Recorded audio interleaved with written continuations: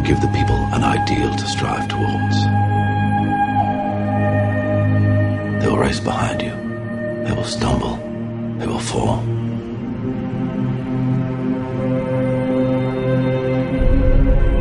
But in time, they will join you in the sun.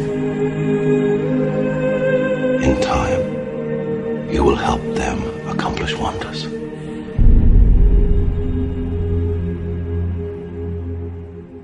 View from the Gutters, episode 67.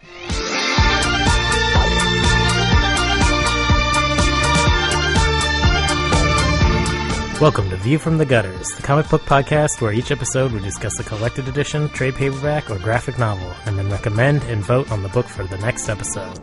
Warning: the discussion portion of this show has massive spoilers for that book. On this episode, we discuss All-Star Superman, and to skip ahead to the recommendation section, skip to 145.45. Alright, you guys ready? Yep. I'm ready. Yep. Alright. Welcome to View from the Gutters. I'm Andrew Chard. I'm Tobiah Panchin. I'm Brant Eddy. And I'm Cade Reynolds. Alright. Kate has to go last on the show. Is that an unspoken rule? Well, it's been so long since I've been I know. here, so. What was the last episode you were on? It was like... Well, gosh, like episode 6? Yeah. I think it was 7? 8. I think it was 10. Oh, okay. I'm sorry. I was off by like 2. Yeah. 3. Well, was- my first episode was 7. Yeah. And Prophet was episode 9, and you were on that, and you pitched Empire.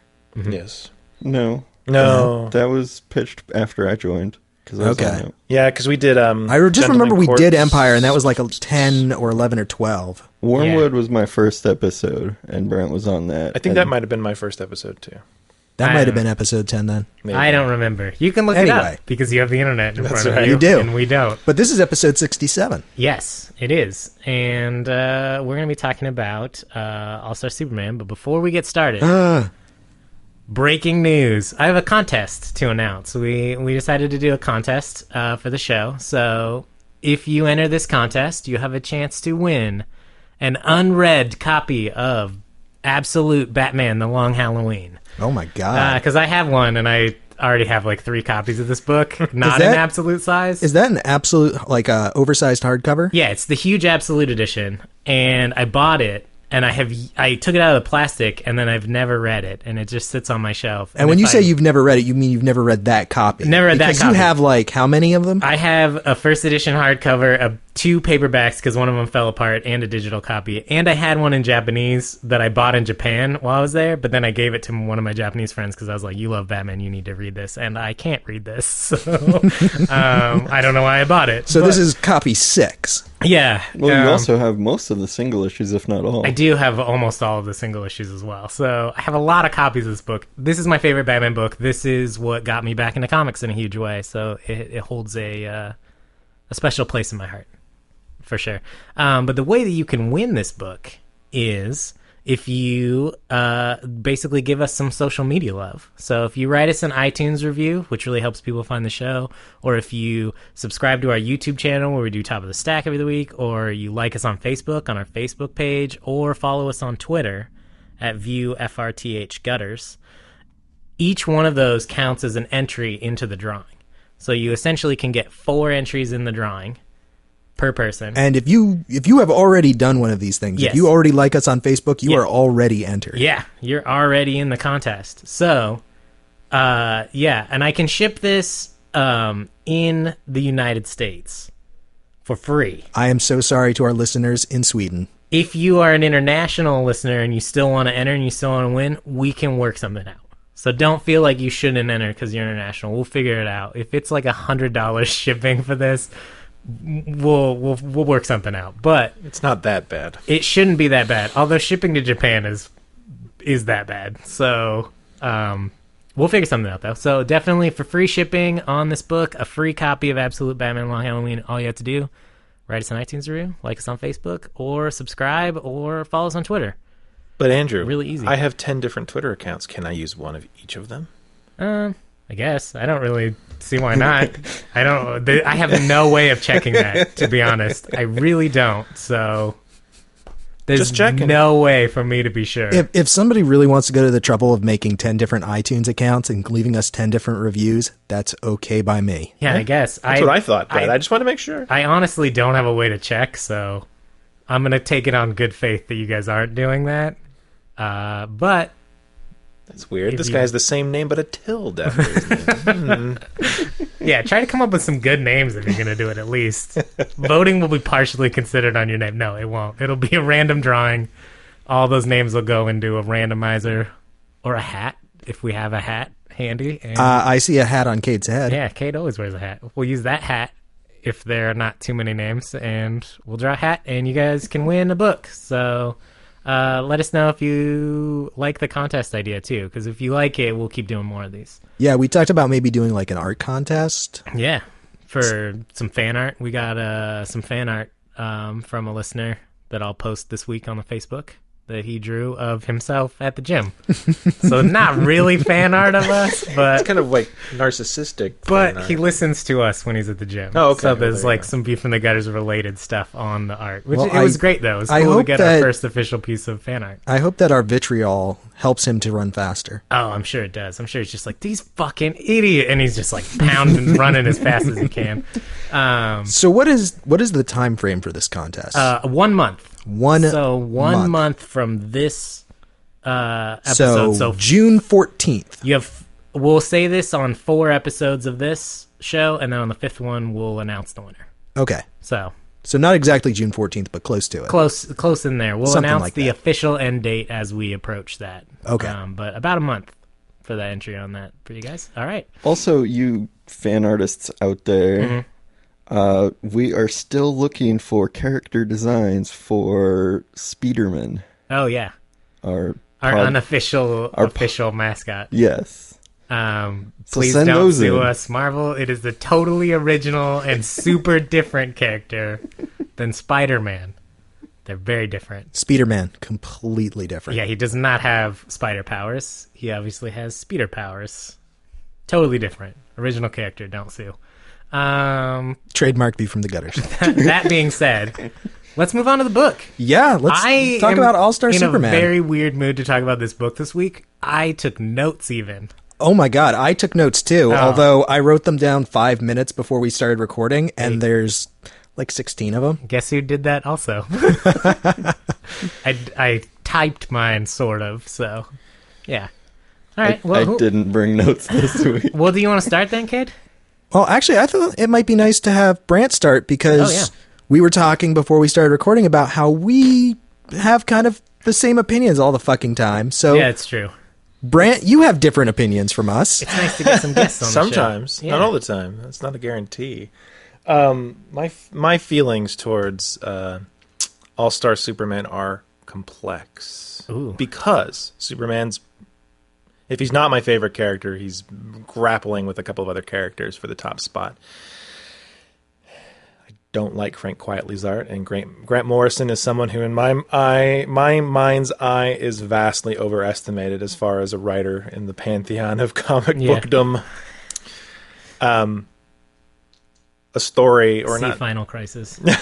Yeah, plus a number of other things. So I have both a disparaging and I don't know. Like I said, it's complex. So my whole thing with Grant Morrison is that I feel like, imagine like a well-tailored individual inviting you into a restaurant. They're very well dressed. They're inviting you with a very warm smile. They're saying, "Come, experience this with me. It's going to be fascinating. It's not quite like anything you've ever had before." And, you kind of see behind him and you're like, "Okay, yeah, great. This is very interesting. I really want to see where this is going."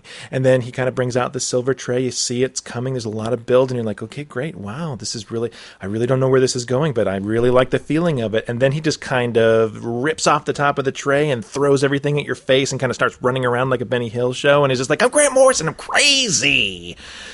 And that's how I feel reading most of his books, where it's just kind of like the initial premise is really pretty captivating for me most of the time, and then he just kind of starts doing things, and I'm just like, what the hell is going on here? And I think that there are some among us, even in this room, who sometimes find that very enchanting, but for me, I'm just kind of like, I don't need weird, crazy stuff in my JLA stories. I just want my stuff to... Why did that happen? I don't understand, but This book's full of that stuff too. This book is full of it, but for some reason, because it's self-contained, and because he manages to capture kind of this very strange golden age-ish love of the character, this is one of the few times where I'm kind of like, all right, Grant, I'm with you. I actually like this book quite a bit. Although there are like depending on my mood, if I read it and I'm kind of like, ugh.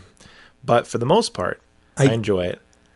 I definitely know what you're talking about, and for me, the most obvious moment of Grant Morrison excess is when time goes all disjointed.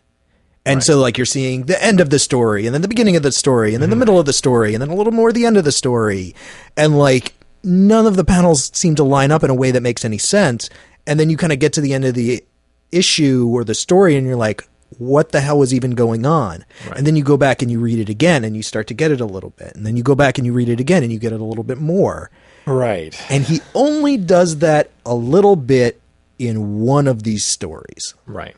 Mm-hmm. And for the most part, he is restrained throughout this. And in that context, I think it is one of his very strongest works. And I think that he also has the added benefit that Frank Quietly, in this one instance, is doing a very good... Well, not necessarily this one instance as far as their relationship, but in this instance for me personally, is doing a very good job of kind of helping to hone that vision.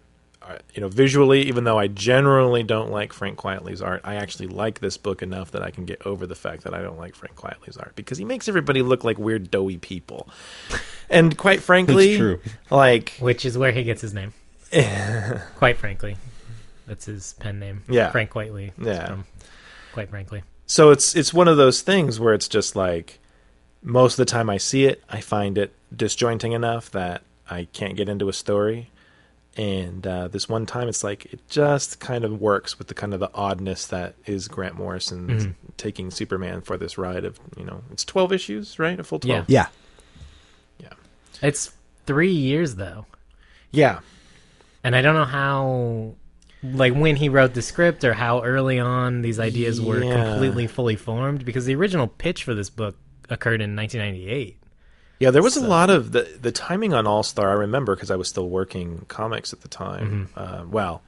When they first actually started coming out, I seem to remember that they were mostly fully formed, but that there was production issues, not scripting issues. But I remember that more in relationship to Frank Miller's All-Star Batman, and then what I think never came, All-Star Wonder Woman, that was supposed to come out. Right. And never really ever it never came out.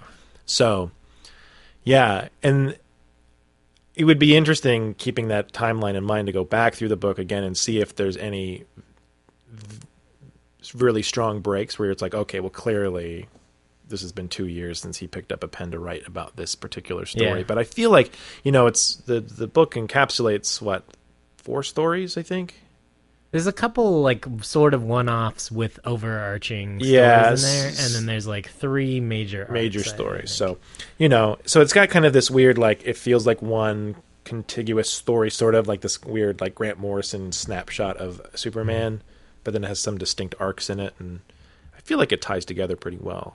Yeah, I think overall it does. I feel I can tell the difference between when the story is starting and he's like, hey, I'm just going to show you this kind of one shot and this kind of one shot. And at the point in which he was like, okay, this is going to be 12 issues definitely, and now I have a plan for the whole thing. And I think that's around issue 4 or 5 maybe. Right. Whenever Luthor is in prison. Yeah. For some reason, I think feel that's issue 7. I think it's 5. Maybe I'm way wrong. 5. You're right. No, yeah, you're right. Okay. So as soon as that happens, I'm like, those were his one-shot ideas. And now the rest of the story feels like it has this very direct arc to the end, and I don't know if I just feel that in the pacing or if that's actually how it's happening or what. I really felt like the story was very contiguous. I got the sense that he had an idea in mind for what he wanted to do with the character of Superman. Yeah. And it was more him kind of slowly trying to ease you into it, which is again, that's Morrison being restrained. He is normally somebody who just picks you up and hucks you into the deep end and expects you to start swimming. He doesn't do that all the time. I mean, his run on New X-Men and all that stuff, it was kind of strange. Oh, and some of the art on that during that whole time was just it's so many artists horrible. too. Yeah, and I think that was not his fault. That was Well, most of Cat my... Beast. Marvel's fault. But, I'm sorry, go ahead, kid. I was just saying, I loved Cat Beast. Yeah, no, and that's the thing is like I'm not, I liked Zorn until it turned out to be Magneto, but there's a whole bunch of stories that doesn't necessarily.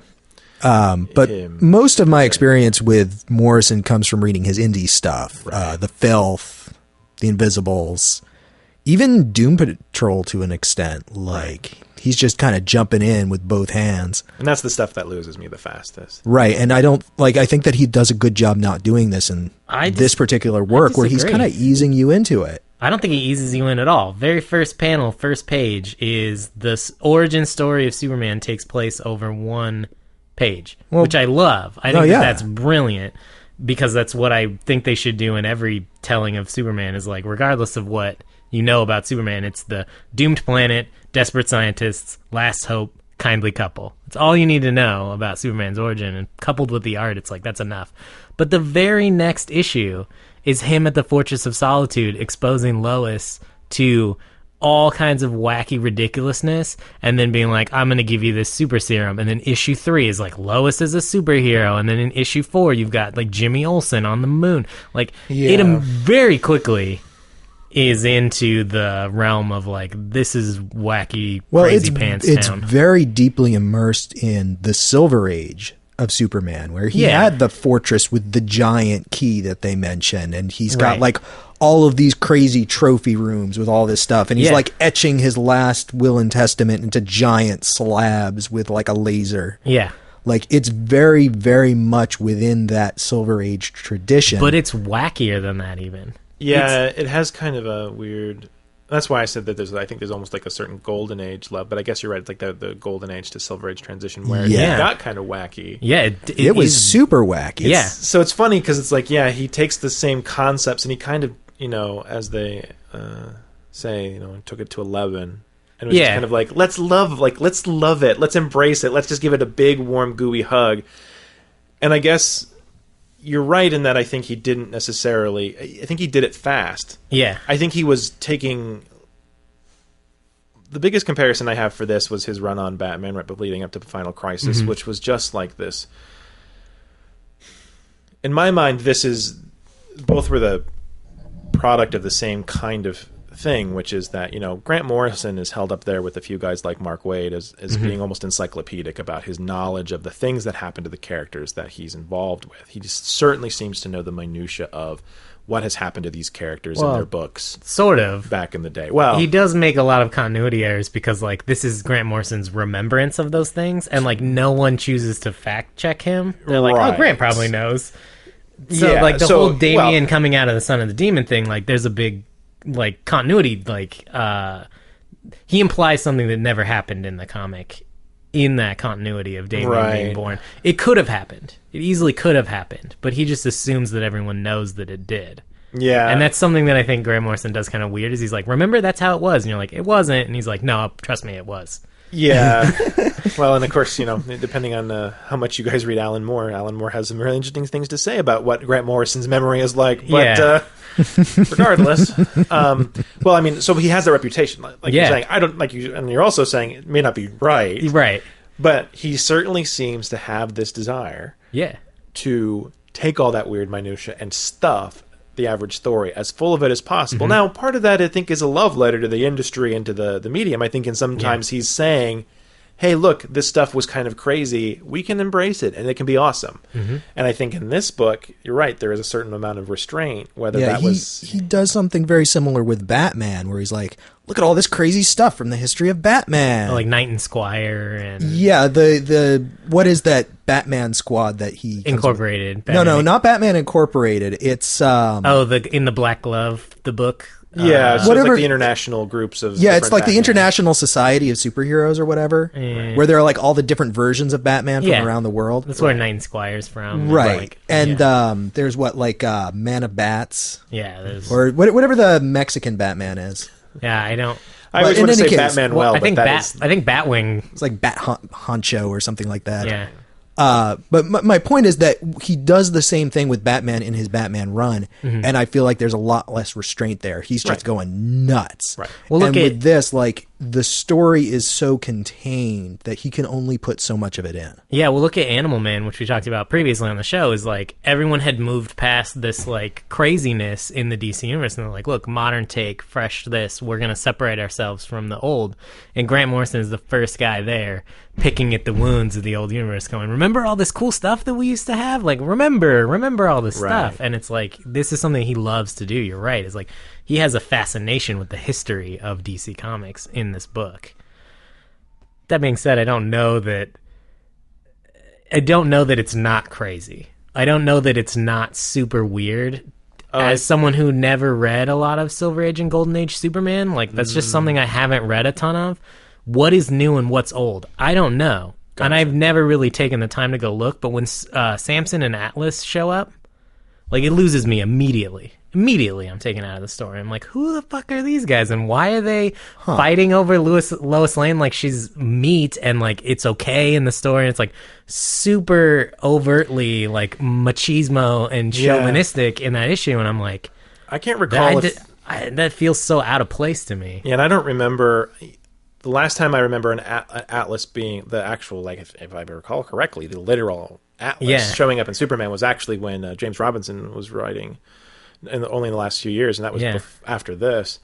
So it's not that doesn't come to mind as far as Superman. I do remember things similar to this happening in JLA in the 90s, where like at one point, basically a Justice League, I'm trying not to meld together DC 1 Million with this other thing that happened in JLA. This is the first. You're talking about the first 5 issues of that JLA, right? Yeah, where it's like other Justice League team comes. Yeah, but it's like this, like from Saturn or some weird thing, and they just kind of show up and they start acting like assholes, and you're just kind of like, what? Okay. Yeah, well, I'll go along for the ride. But that's what I'm saying is that I think Samson and Atlas show up issue 3. Is it 3? It's issue 3 because it's already within the thing. So yeah, no, I guess you're right. I mean, it's and I like there's parts of that issue that I really like. Like I like the introduction of the 12 Trials of Superman. I like the whole like even though these like hot, strong men come out and they're like, Lois, come with us. Look at my belt buckle. I'm so manly. She's like, well, you guys, what are you trying to do? Like, what competition are you going to have in which you are better than Superman? I like that he's building up Superman in that moment. I'm not a super fan of how he does it. Right. That being said, those guys are like meant to be kind of dickheads. Well, like right away. Brant, you mentioned at the beginning of the episode, like Superman is your favorite superhero. Superman was never my favorite superhero. I was very much a Marvel kid growing up. Mm. I would say about 90-95% of my knowledge of the Silver Age comes from looking at all the covers on superdickery.com. And if you believe those covers, like, shit like that was happening all the goddamn times. Like, oh, Samson showed up from the past in his chronomobile, and now he's trying to seduce Lois Lane. Yeah, because like there was Superman, and then there was Superman's girlfriend, Lois Lane, which was its own comic. Yeah. And then there was Superman's pal, Jimmy Olsen, which was also its own comic. Yeah. Which I believe it's that one where Jimmy Olsen is dying of thirst in a desert, and the cover is Superman being like, you're dying, Jimmy, but I can't give you this water, so I don't know what to do or something. I think Aquaman is on that cover too. Yeah. Or maybe it happens multiple times. Well, that's the same book in which Jimmy becomes Turtle Man, which is also referenced in this book. And it's also the same book where he dresses up like a lady, which is also referenced. Yeah. Like that entire Jimmy Olsen, like a day as like issue, that is very much like, this is everything that was awesome about Superman's pal. And Jimmy Olsen was actually Doomsday. The title where the Fourth World started. The Forever People, which are a bunch of like hippie god kids, because this was in like the 60s or the 70s. Like they show up for the first time in Jimmy Olsen. Oh yeah, well, like a lot of stuff was going on there, but as someone who didn't like, I know that this is very much in the vein, in the flavor of that era. But I don't personally know. The first time I read this specifically, like I had no idea if Samson and the Chronomobile was like, is that a thing? I DC? still don't know. I don't know. That's what I'm saying. Like I was never immersed in this stuff. Right. I know of it only kind of tangentially. Right. And reading it, I was like, that's wacky. Right. This is fun. I like Superman now. Like I used to hate Superman. I was one of those people who's like, Superman's a stupid character. He's too powerful. How do you challenge him? Like. And this is the book that the made same way me you love challenge Superman. any character. I mean, like, it just takes a good writer with to good stories? Yeah, Yeah. it just takes a good writer to show you the lens in which you can. I believe honestly that you can make any character cool. I think that it's I totally believe possible. you, but you need somebody to go, this is how you do it. right, and like You need that moment of just like reference frame shift where Right. suddenly you go, oh, I never thought of that. right, and that was John Byrne for me, and also the like Superman Adventures character of Superman in the Justice League that I was like, oh, I get Superman now finally, but like Superman. I can understand how this could change a lot of people's minds on that. But to me, there's no way I could have gone in not liking Superman before this and come out on the other side going, I totally understand everything that makes Superman Superman, because there's just too much to wade through. Maybe that's just me, but that was exactly my Yeah, experience. I just, personally, as how I read things, like I would have gotten too caught up and focused on the minutia to even like recognize Superman as a character. I think. So first, my rough glance at the internet says that Samson was purely an All-Star Superman event. Good to know. I think you might exist in the danger zone of comic readership, though, where you have a deep enough sense of aesthetic where you're not necessarily like, excellent, another Michael Bay comic book, let the things begin to explode. You're like, Yeah. where's my plot? Where's my story? Where's my whatever? But you're not necessary, so you're not lowbrow enough to just appreciate this book for like, Right. look at all the funny shit that happens, but you're also not entrenched enough in the Oh yeah, I definitely do not know enough The, about Superman. the world to be like, oh, I see all the little call out Right. Easter eggs or whatever. And that comes later. Like I get that more later. When I first read Identity Crisis, I was like, I don't know who any of these people are. But Right. now when I read it, I'm like, oh, I understand why this person's doing what they're doing, and like I learned that later. Yeah, and this is the problem that I think mainstream comics comes up against kind of often, is that,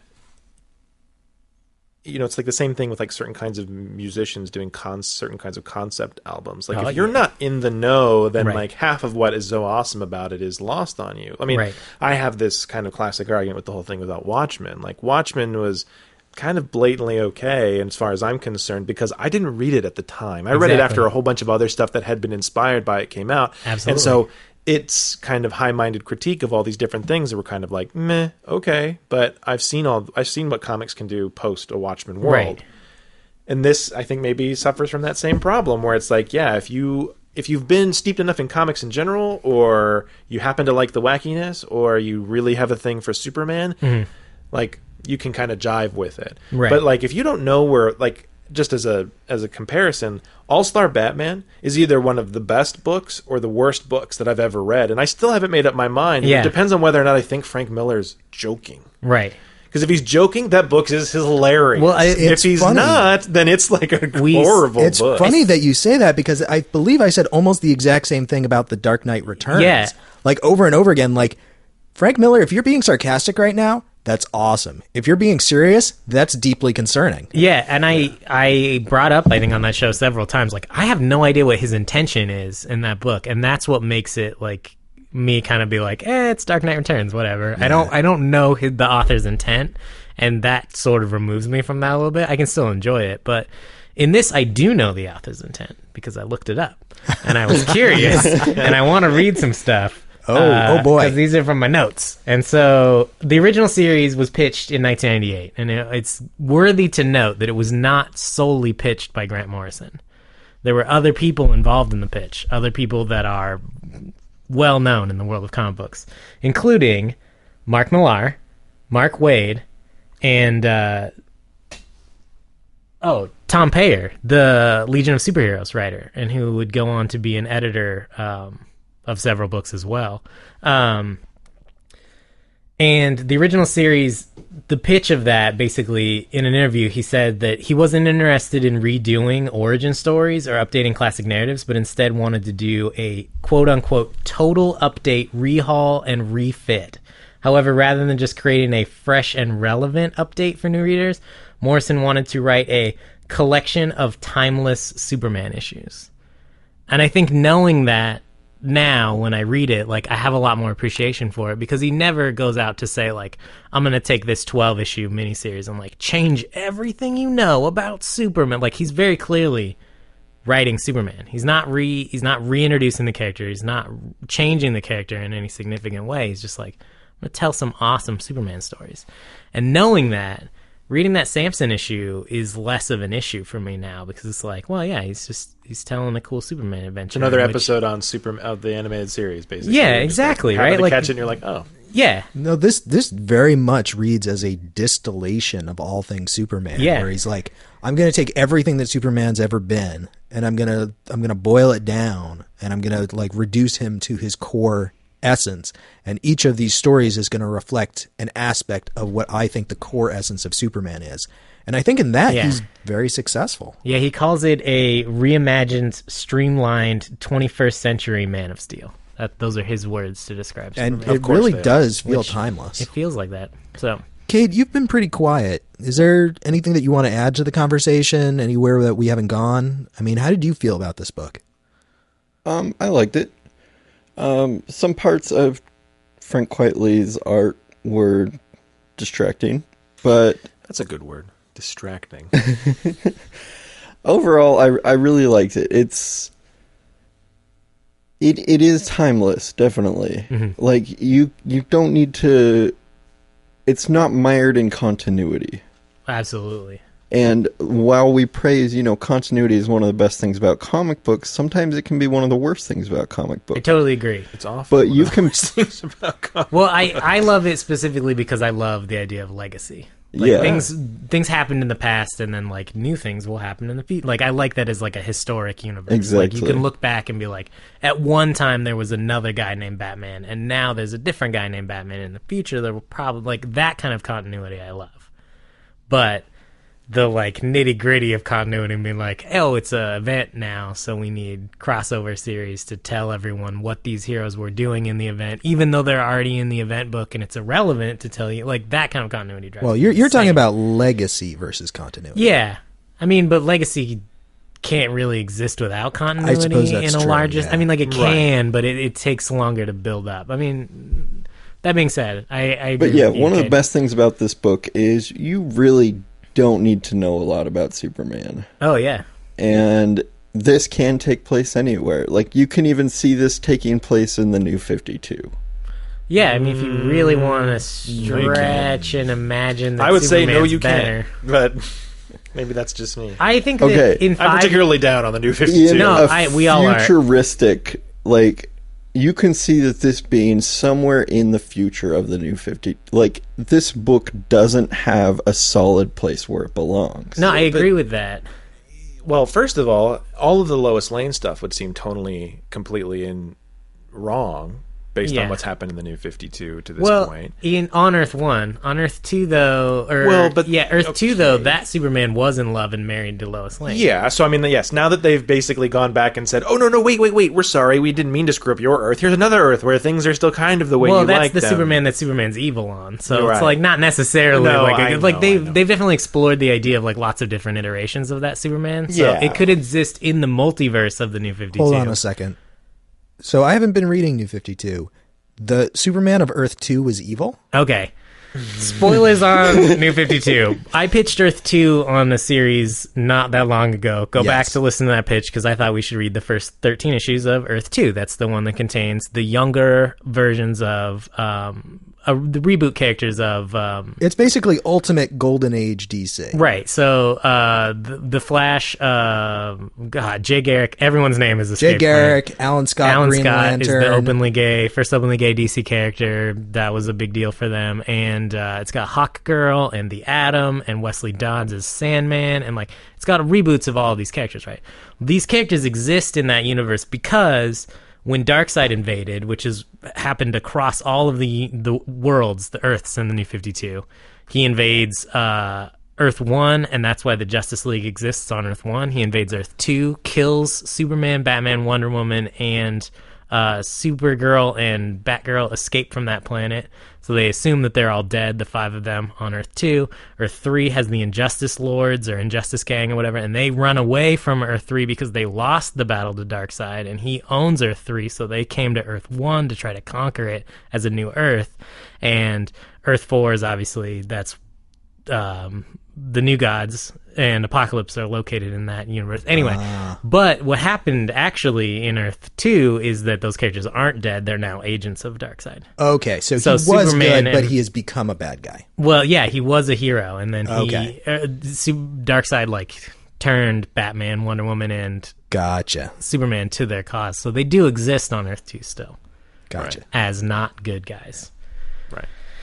So now go back and bleep all of that out. delete all of that because it's a spoiler. No, I agree with Caden in the fact that it like feels timeless, and 5 years down the road, if we have a Superman that is in the same kind of relationship with Lois Lane, like it wouldn't feel out of Because place. it could happen. Literally, the New 52 is them rebuilding a universe where anything can happen. I agree, and also in our cultural consciousness, like it's going to take a long time before you can think about Lois Lane as not the girlfriend of Superman. Right. So, I mean, but that's the thing is that you'll have plenty of people who are hip to the fact that the New 52 is different if they continue on their current course. These will feel timeless because it taps into that you can read these stories and not give two shits about Crisis on Infinite Earths ever happening. Like, you don't need to know, well, was this, the Golden Age Superman where he's really jumping, or, like you have kind of, like, there's just enough kind of hemming and hawing about it that you just be like, oh, it happened at any time in his career. But, like, you're right at this, like, and yes, you're right. DC might eventually be able to turn this around unless they hit the reset button and merge it back, which is where it seems like they're halfway going with some of the stuff they're doing. Definitely. But right now, the Superman we have has only been Superman for, I don't know, 3 months, 6 years, 9 months, whatever the hell it is, whatever story they're telling. Right. Sorry, I am really bitter about this. Because I feel like what they did to Superman in particular, right? They left Bruce Wayne alone. Right. Pre-New 52, parents got shot. He's, he kind of makes some questionable choices with his friends and family, but at the end of the day, he's a hooker with a heart of gold. Yep. But they fundamentally stripped out the love and the humanity of Superman. Yeah. He became this kind of almost like douchey frat boy jock, as far as at least how he acted as Superman. Yeah.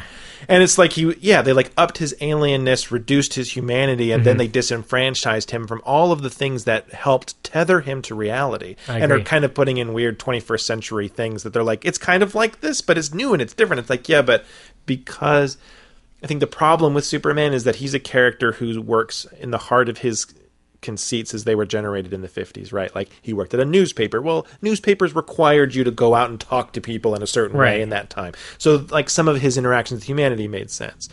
Like, yeah, he sees the city every day because he's a reporter. He's walking around. He's and when he was first created, like, there were 2 editions of a newspaper a day. There was the morning edition and the evening edition, and they were constantly getting news tips. Right. Yeah, and I agree that something that the New 52 did horribly wrong was mistake what makes characters cool and go, oh, we need a gritty, violent, asshole Superman. And that's not at all what makes Superman cool at all. And I really have a problem with someone misunderstanding the core characteristics of a character, and instead of making a new character to tell that story, because you could have easily told all of the New 52 stories about Superman about a new character called Asshole Man. Or Majestic, who they have in the universe now. Right. And that was basically who Majestic was asshole Superman. And they could have done that, but instead they just, like, fit the square peg into a round hole and tried to make it work. But, like, where do you draw the line with Superman? That's what's so important about this book, is Superman has rules, he has limitations, and he has things that he believes in 100%, and they're immutable. And in the New 52, they changed that. And where does that go? Like, where does that lead? And if that was a story they wanted to tell in an Elseworld story, cool. You can do that. It's called Red Sun Superman.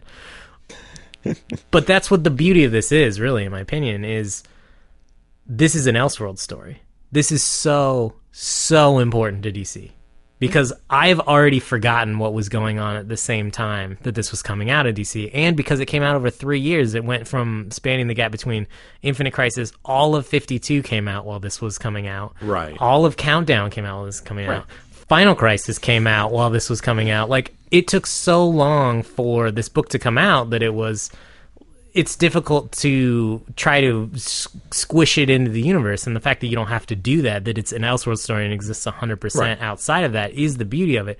And the fact that it's so different than what DC was doing at the time is so necessary. It's absolutely necessary. And in my opinion, this is something that DC has not had the option or chance to do since they killed the Elseworlds line. And I think that so many more of their books should be like this. 100% agree that Elseworlds is of critical importance to like imagining new things in a conceptual universe like the DCU. And I think that this is interesting in part because Superman is kind of off by himself in his own little pocket dimension. Yeah. I think a lot of the problems that have been introduced into the superhero universes is this need to take characters who are from essentially different genres and kind of mash them together into one universe that makes coherent sense. And like the Batman that was in the Justice League has never really 100% meshed with the Batman in the Batman books. Like they're kind of different characters. Well, to even a the certain Batman point. and the Batman books didn't mesh with each other. And I mean, that was the kind of the one it was never this. Well, it very well may have been expressly noted, but it was something that they did a really good job on, right? Tales from the Dark Knight versus Detective Comics versus Batman versus, any of the other ones. Shadow of the Bat. Shadow of the Bat, right? They Yeah. definitely focused on a particular type of story, taking into consideration that, there's different aspects of these characters. So it's like, yeah, you would read Detective Comics and you'd never, well, at least for a long time, right? You would never have people past, like a beta level of power showing up because those weren't the stories you were telling in Detective Comics. Exactly. That was about the world's greatest detective. Right. And the JLA Batman was like... Well, this is the JLA this is the Batman that can hang with these superpowered characters because he's seen them a couple times before. And he's stolen all their shit and he's got it in a big box somewhere. Right. And that's exactly my out. point, is that any Superman that exists in a DC universe populated with all of these other things, like Superman really is he's the linchpin of the DC universe. He is the heart and soul of that, the cosmic order in that universe. And in this book, he doesn't have to be that because he's not really interacting with anybody else. Right. I mean, they mention Batman, they mention the Justice League, but they don't play any sort of role in this story. He is Superman in a universe by himself where he is the superhero. Yeah. And I think that really affects what the character can do and how he interacts with the world. Well, it's similar to all those Batman Elseworlds, where it's like, this is a Batman story, and there, even though he mentions these other characters, like, it doesn't matter. Yeah. It's about Batman being Batman. Well, and honestly, I think that if you're going to have an ongoing continuity ridden, heavily tied together universe like the DC universe, I think 50% of your books should be like this. Like out of continuity Elseworld stories. I completely agree. That come out for the bookstore market with that in mind. In mind that like someone who doesn't read your continuity comics can go into a bookstore, Barnes & Noble, and buy All-Star Superman and enjoy it. Right. Well, this is I've gotten on this soapbox a lot with anybody who'll listen to me lately, is that I feel like Marvel's tap dancing very well around this issue, but I think that's just because they're getting kind of lucky in a certain sense, and I think that they would need to do this too, which is that, yeah, I think that outside of, maybe half a dozen mainstay titles that you just know, that you could basically just run to the ground, Amazing Spider-Man, or, Superior and then back to Amazing, because of the kind of change they were trying to bring to the universe. If you only have 6 books that are in continuity and everything else is basically kind of, the thing about All-Star Superman is that it's not actually an Elseworld story in the sense of like most of the Elseworld stuff was like medieval England Batman, like completely different from the paradigm. It was the ultimate conceit. Similar, well, ultimate actually kind of was, it's completely different in a sense, but the All-Star line was this really interesting, like it's much the same but slightly different. It doesn't really matter who cared because they were doing. It's a distillation of the characters. It's the iconic version. All-Star Justice Society, I think they did too, or it was JSA Classified. Okay, so they did the Classified series too, which was a similar concept, which was good. Anybody can do a story no matter what the content in here, and that's the way it's going to be. And I think that's the problem, is that DC took the wrong lesson out of the continuity war thing, right? Like, because they've always been a little bit more conscious of continuity. Marvel's much more willing to kind of shrug and be like, meh. It happened, fuck you know, it. and then occasionally somebody will tell a really kick-ass story where it's like, oh my god, I forgot that Doctor Doom, like, unearthed the Cosmic Cube, 97 issues ago and did something with it. But I think DC has been always hyper-conscious of it, and they basically could have done this really elegant thing with the New 52 if they had really kept their hands tight around it. And what's coming to mind now is, of course, watching what's happening with Star Wars, right? Where they're basically throwing everything out and then saying, okay, we're going to, really hold tight to it and keep continuity as this very strong element. And I think they could do that in DC, and then they could really play off of this notion of legacy that is really, I think, actually one of the freshest things that came out of it. Seeing Dick Grayson as Batman was one of the most amazing payoffs. Absolutely. One of the reasons that I'm the maddest about seeing Wally West basically destroyed out of the New 52 and then being not even who he's supposed to be, regardless of the fur over his race and anything else, which I know is making a lot of people upset on all sorts of sides of the spectrum, is that I sat there and watched that guy around in the universe for 20-something years, and he earned his stripes. Like, he became the Flash. He earned it. And so I think you could have a solid core of in-continuity books where the legacies are maintained. Bruce Wayne's dead. It happened. Or Bruce Wayne's an old man, and Terry is now is Batman. And those people continue to move along a timeline. And then the rest of your books they're only 6 issues long, or however long it takes to tell a story. Yeah. It's called Batman, whatever the name of the story is. Yep. It doesn't matter what happened. And so that if you come along 20 years later and you're like, oh my god, I have the best Bruce Wayne story ever, you go write a Bruce Wayne story. Absolutely. Sure, Bruce Wayne's a legend now in regular continuity. It's been 20 years since he was Batman. Maybe this thing happened, It's like you basically use that almost notion of legendary word of mouth type thing to tell all these out of continuity stories that are just close enough or whatever. Well, absolutely. You brought up Superior Spider-Man, which is a great example, because while Superior Spider-Man is coming out, everyone was like, where's my Peter Parker? I need Peter Parker to be Spider-Man. So Marvel was like, all right, fine, fuck it. Here's some Peter Parker books. And put out Peter Parker books that were like, when did these take place in Peter Parker's continuity? Who cares? Doesn't matter. They're Peter Parker stories, and if that's all you wanted, here you go. Here's an original graphic novel about Peter Parker. Here's a miniseries, Marvel Knights. That was Peter Parker. There's Spider-Man. It was like Amazing Spider-Man .1s or something. Yeah, or it was Now. Amazing Spider-Man number 700.1, 2, 3, 4, and 5 or something. Yeah, like they that. were all Peter Parker stories. But I think it's interesting that one of the most critically acclaimed books at DC right now is Batman 66. Absolutely. When the fuck does that happen in Batman's timeline? Who knows? Yeah, who cares? Well, like, it it's can't not even part be of happening in continuity. regular It's a continuity, digital right? first, too, which is interesting. And they're doing that Kevin Smith's new Batman book completely out of continuity. Yeah. Dan The DiDio Winding told Line. him straight up, go ahead, do whatever you want. Well, because, yeah, of course you're going to. You're going to tell Kevin Smith to do whatever you want. You're not going to be like, oh, by the way, Mr. Smith, here's all the bullshit that's happened in the last 5 years. It's not like fucking DiDio could even write a story Bible to have another... Well, that's the mistake they made, is that they didn't actually have Absolutely. any kind of editorial oversight to say, these are the stories that stay, these are the stories that go, unless you can create some sort of really compelling thing. So, Yeah. And I think that they've done a pretty good job of proving that Kevin Smith is not the best at sticking to continuity anyway. Yeah, and why would you want him to? Yeah. Right, Why exactly. would you constrain Grant Morrison or anyone to continuity unless you were like, we're trying to build a continuity universe? Like, if someone pitches you a cool idea about Superman, you should go, done. That's a book. Here's money. Put it in a graphic novel. Put it in a bookstore. Someone's going to buy it and read it.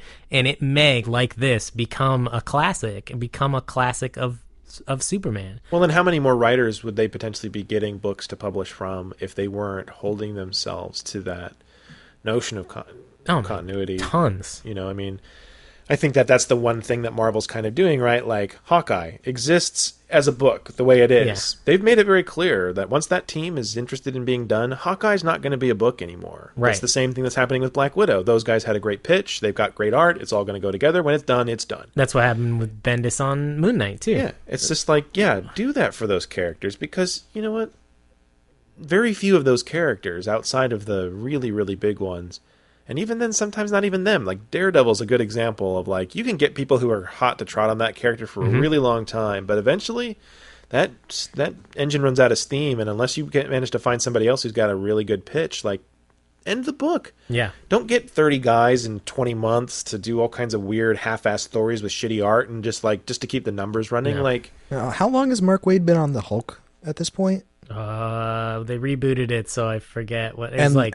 how many writers came and went since I think Peter Allen David was like the last guy who had a good. Well, Jeff long Loeb run. had Loeb had a 40 2 or 3 or 4. Yeah, I mean, that whole like Red a- Hulk. I mean, it seems like a 30 lot of year people run, kind or of came 30 and issue went. run. It's probably not as egregious as you think, because Probably at one not. point, because Well, Peter Greg David Pak, came back too, and then Greg Pak. Yeah, Greg Pak he did Planet Hulk. right? But I mean, he was on that book for 3 or 4 years. Yeah. Like, there's actually But, the well- Hulk in the last 15 years has actually had not as many writers as you might think. I always think of the Hulk as a character that they keep putting books out, and he never has a consistent this is what the Hulk is about.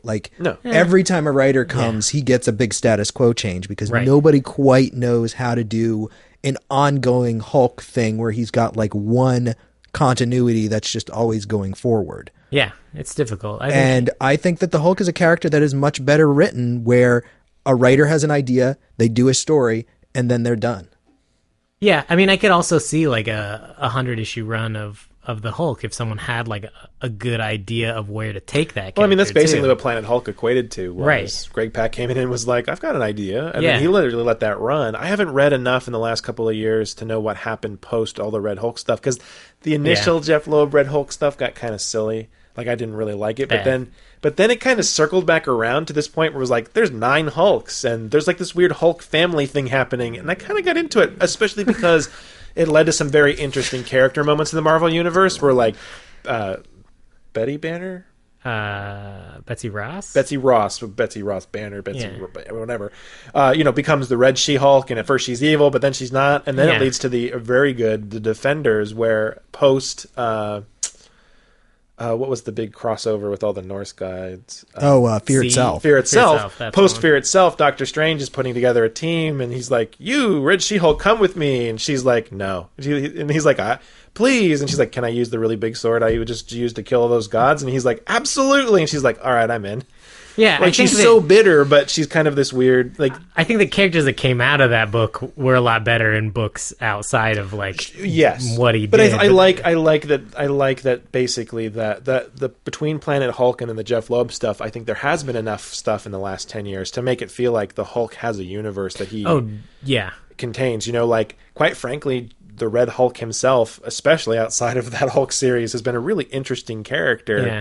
Especially for the various incarnations of the Avengers, where they're like, we need a military man to lead this thing, and Red Hulk's like shrugging his shoulders, and they're like, we kind of don't trust you, but we can't deny that you are a damn good general and you can get things done, so you go blow shit up and do your thing. And he's the like, okay. tactical missions that Red Hulk goes on, Yeah. what the really? You're gonna... I've actually heard since Daniel Way left Thunderbolts and Charles Soule took over, that book has been really good. Yeah, That's what people have been saying to me. Yeah. I fell out of a bunch of the Marvel stuff like that, Well, so I'm trying and to that's, catch up. I kind of feel like Marvel's doing a really good job of putting the right people in the right books right now. But I think something that Brant said earlier is very true, is they're very much tiptoeing the line of what is success and what isn't success right now, because a lot of their ideas have been not so good. Well, I respect the fact that they're willing to try stuff. Well, yeah, but in comparison to the New 52, they look like fucking Oscar-winning writers. Right.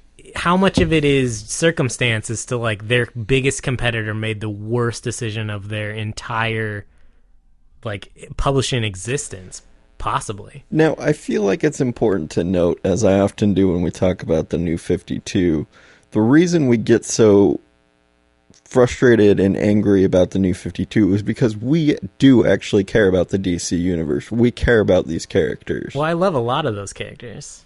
Well, and from my perspective, basically, especially for me, what I felt like happened is that I initially got on board. My first comic book was the very first appearance of Cardiac, an Amazing Spider-Man, 300, whatever number that was. But that was my first the first comic book I remember buying and owning and keeping. So I was a Marvel kid for a while, and then I got out of comic books, and then coming back to getting out of high school and into college, I got back in, and DC were the books that were telling these really amazing adult stories. Marvel was still kind of coming out of the shadows of the Clone Saga and all this Right. stuff. Who, let's be clear, those were the guys who were writing those books, who were editing those books, who are writing and editing for DC now. Oh yeah. Yeah. So DC, Bill, Tom. Well, hold on a second. Right about that time, because we met in our freshman year of college. That's right when Joe Quesada was taking over Marvel. And the people that he was taking over from were Bob Harris, who is editor-in-chief of DC right now, and Tom DeFalco, who apparently has just been hired as like a second editorial line editor. right. So There's basically, a bunch of other guys that are yeah, in like line up the right now. guys Dan who were, DiDio was a Marvel guy for a while, wasn't he? I don't know. He But- came from TV through Icon. The people who were running Marvel into the ground in the 90s are now the people who are in charge of DC. Which I just don't understand. But so my whole thing about why I'm so bitter about the New 52 was that DC, DC basically said to themselves, we don't have the best art, but we're going to get good writers. And they started to tell these really great stories. And I know that Joe hates the guy with the burning passion of 1,000 suns, but they brought in people like Jeff Johns who had passion for the characters. And they sat down and said... Mark Waid and... and all those guys, and even Grant Morrison on the JLA stuff, and said, what can we do to test these characters? And DC tried some really silly stuff. Red and Blue Superman, who I know you guys have talked about in the recent past. Yeah, like the JLI. Yeah. Which is a nuts, crazy idea. Yeah, so they've done so. It's not like everything that they were doing was was awesome, but they were testing the status quo. They were trying to write stories that had some kind of through thread, that were building upon these things that they had in their universe to work with. And I feel like they pulled the New 52 right as they were teetering on the edge of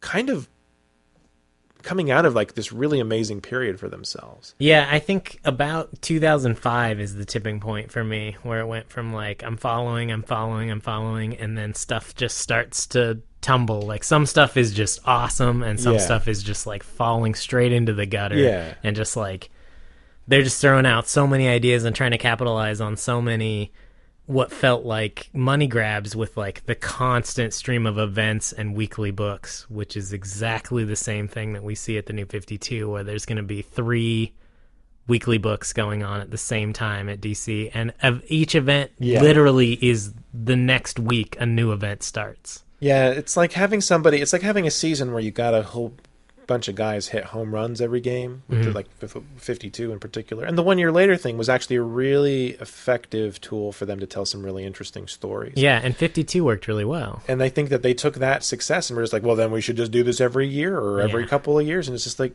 you're learning the wrong lessons here. Yep. We were all willing to buy a book a week for 52 weeks because you'd never done it before, and you had amazing art and great writing. You told and a plan. You had a plan. Yeah, exactly. You had a plan. And it wasn't just like we managed to get these 5 guys to just write a story in a year. It was like, no, you were leading to a very specific thing. They did with 1 year later what I think where I see where Marvel really got their act together was when they did the Dark Avengers period, when Norman Osborn took over. Yeah. That was the first time where I felt like if I picked up a Marvel book, I tasted what was happening in the rest of the universe, because it wasn't just like, oh, everybody's in this giant event. It was just like, this is the way the world is. Yeah. And the New 52 felt the same way, where it's like there's lots of different stories, there's lots of different flavor, but it all the event that occurred is touching everything in this at least very subtle way. Yeah. And that's a once in a lifetime thing. You take that, you run with it, and then you go back to doing what you were doing before, because you threw out all your hooks, you got all the fish. You don't need to keep throwing more hooks out there, because the rest of us are just going to swim away, because it's like, no, I don't care. Yeah. It's a difficult line to walk too, because if you continue to keep grabbing new readers, like how large is the capacity of the comic book industry? I'm like, I think it's infinite, but that's only because I see the comic book industry as not just print comics. Well, and but where this book succeeds is outside of the comic book store. Right. I can't tell you how many people who've never read comic books before or never read a Superman book before are like, well, I read All-Star Superman. I love that. Is there more stuff like that? Right. And unfortunately, the answer is like, not really. Like, I wish there was more stuff like that. Yeah, there's random trades that you might be able to point at. Yeah, but you'd have to really... It's hard to get somebody to go to somebody and be like, oh, well, you should pick up, The Adventures of Superman, volumes 3, 6, and 14. Oh, absolutely. And have no idea what's going on in between those things, but those are the good stories. Yeah. And so, like, they'll read one thing, and then they'll read the next thing, and things will be totally different. Right. It's difficult. I mean, it's really hard. It's easy when you have, like, self-contained stories like this and Birthright and, you know, any number of other Elseworlds or alternate reality Superman stories. But when you have the continuity of the universe just crushing in on a new reader, it's really difficult. Yeah. And that's why I think that books like this like need to exist en masse. Like there should be anyone that has a good Batman idea, DC should be basically just be like, all right, cool, graphic novels coming out, Elseworlds coming out. Well, and that's what was so great about all the Elseworlds stuff is that they were able to test run ideas and go, well, what if this thing?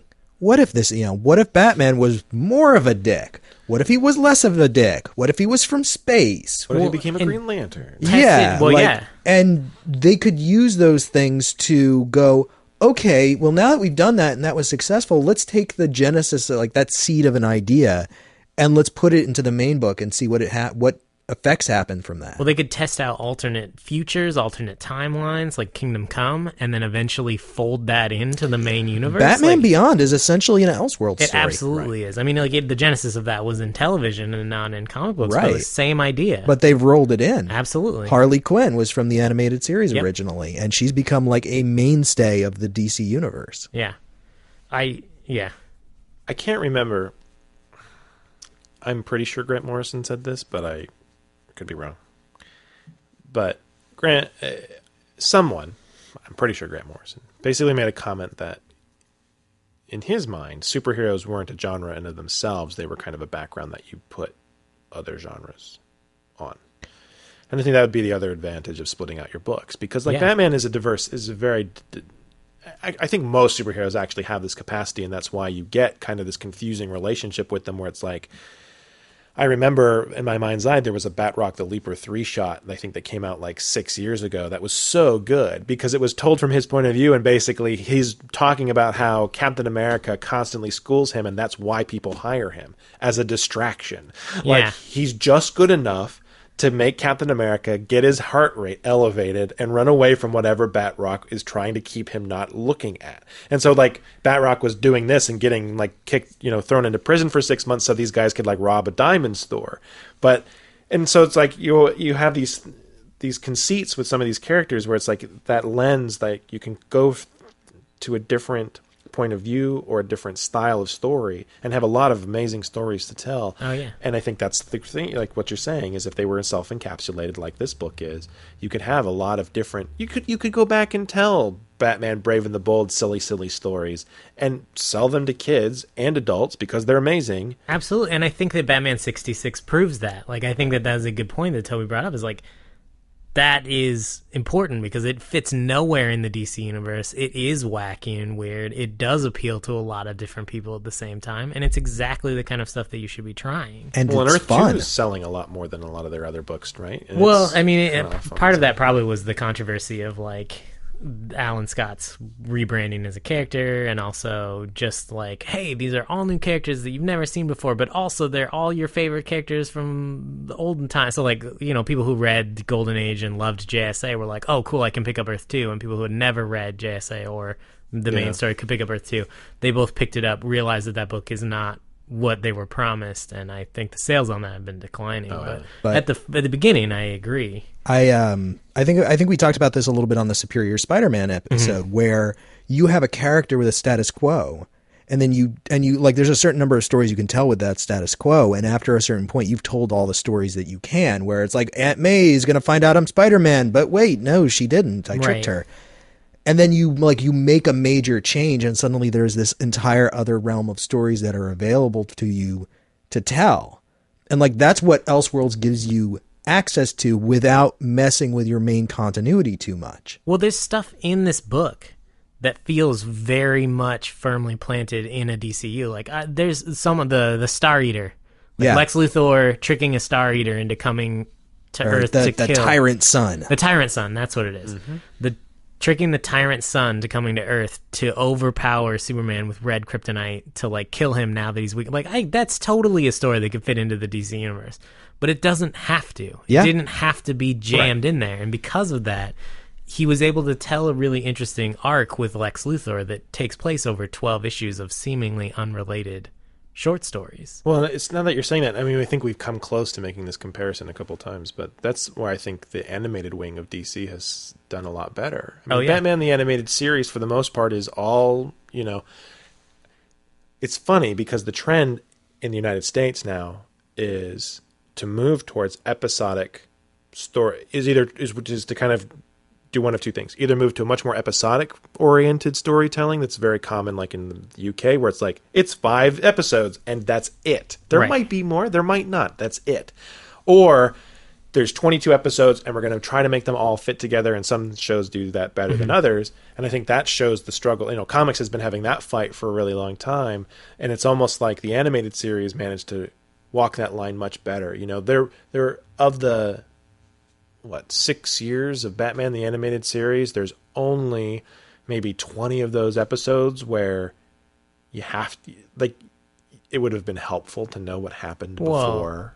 And also, and you didn't really need to. Think about those episodes too, because they had a like brief recap of like clips from maybe 5 different episodes of the show, but because they cut it together in a specific way, they're like, you need to know this, and this. Right. And now that you know those things, you can now enjoy this episode. And this book does the same thing. And it does it in a way that's a lot more elegant than what they do in a lot of comics than they have been for that. Which is like previously on, and it's just like a block of text. It's I hate that. But I mean, I think the flip side of that is hard. And I know you guys have talked about this in previous shows. You know, you only get 20 pages of real estate now in a monthly book. If that. Like that, the formatting of that is killer too, and that's got to be killing some of the opportunities for doing. It's killing the industry. Which is another great point in the name of digital. Like, you can have a digital issue and be like, you know, previously on, and it's just a bunch of extra pages from old issues. Like, you don't get the whole issue, but you get the panels that tell you the thing that you need to know. And that doesn't cost them anything more. Yeah, DC released these free issues that were like Batman 101 and Superman 101, and they contained like snippets from a bunch of different Batman and Superman stories. And it was like the same kind of idea. It's like, this is a teaser.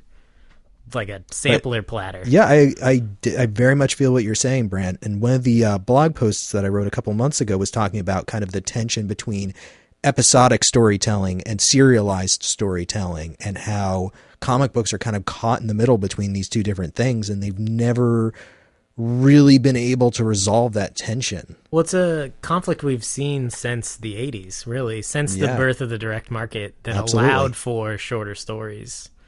I think realistically what they need to do, I mean, and I think they're trying in fits and starts, is that some stories are, you know, some stories should be a TV series, some stories, and, you know, basically if you can, you know, smoke 'em while you got 'em, write as long as you can. If it can go for 15 seasons, congratulations. If it can't, it can't. Some things should be miniseries and some things should be a 2-hour movie. And I think that the problem with comics, and I think this comes up a lot in how people think about them and how they engage with them, is that, and let's be clear, you said something earlier. The comics market is infinite. The comics market is infinite because the comic is a medium. Absolutely. And I think that as much as there may be limitations of its style, which I know you guys have talked about too, as far as it being a physical print medium, digital has, you know, movies do something, animation does another, TV does another. Comics has a lot of different things that it can lead to. Serialized media has a lot of different things that it can lead to. The newspaper strip has a format, and it's something that you can test and challenge. See Bill Watterson and Calvin and Hobbes. Yeah. That guy took the same amount of real estate as everybody else and did something that was literally like groundbreaking. And I think that you can do that with the average comic book, and you can tell stories that are not superhero stories. So the question is then, of course, how much can you saturate the world with superheroes? And then you get into this thing where it's like, I think they need to look at, I think there are certain stories where, you want to be picking up the next issue every time. Like Hawkeye, that series, while I think that it's just so good that a lot of people want to pay for it as soon as it comes out. They're willing to do that. People were willing to do it with Stephen King too. Yeah. They'd buy one part of the Green Mile as it was coming out because they like him so much and they like that. So I think that they still need to have that. And if they made that a priority only for certain stories, and then the rest of them were like, hey, it's a graphic novel, it's going to be $15. Because you could bring your price point down to make it a little bit more accessible. Yeah, that's a big argument too, because Marvel's doing a lot of those things. They're just also increasing the price point.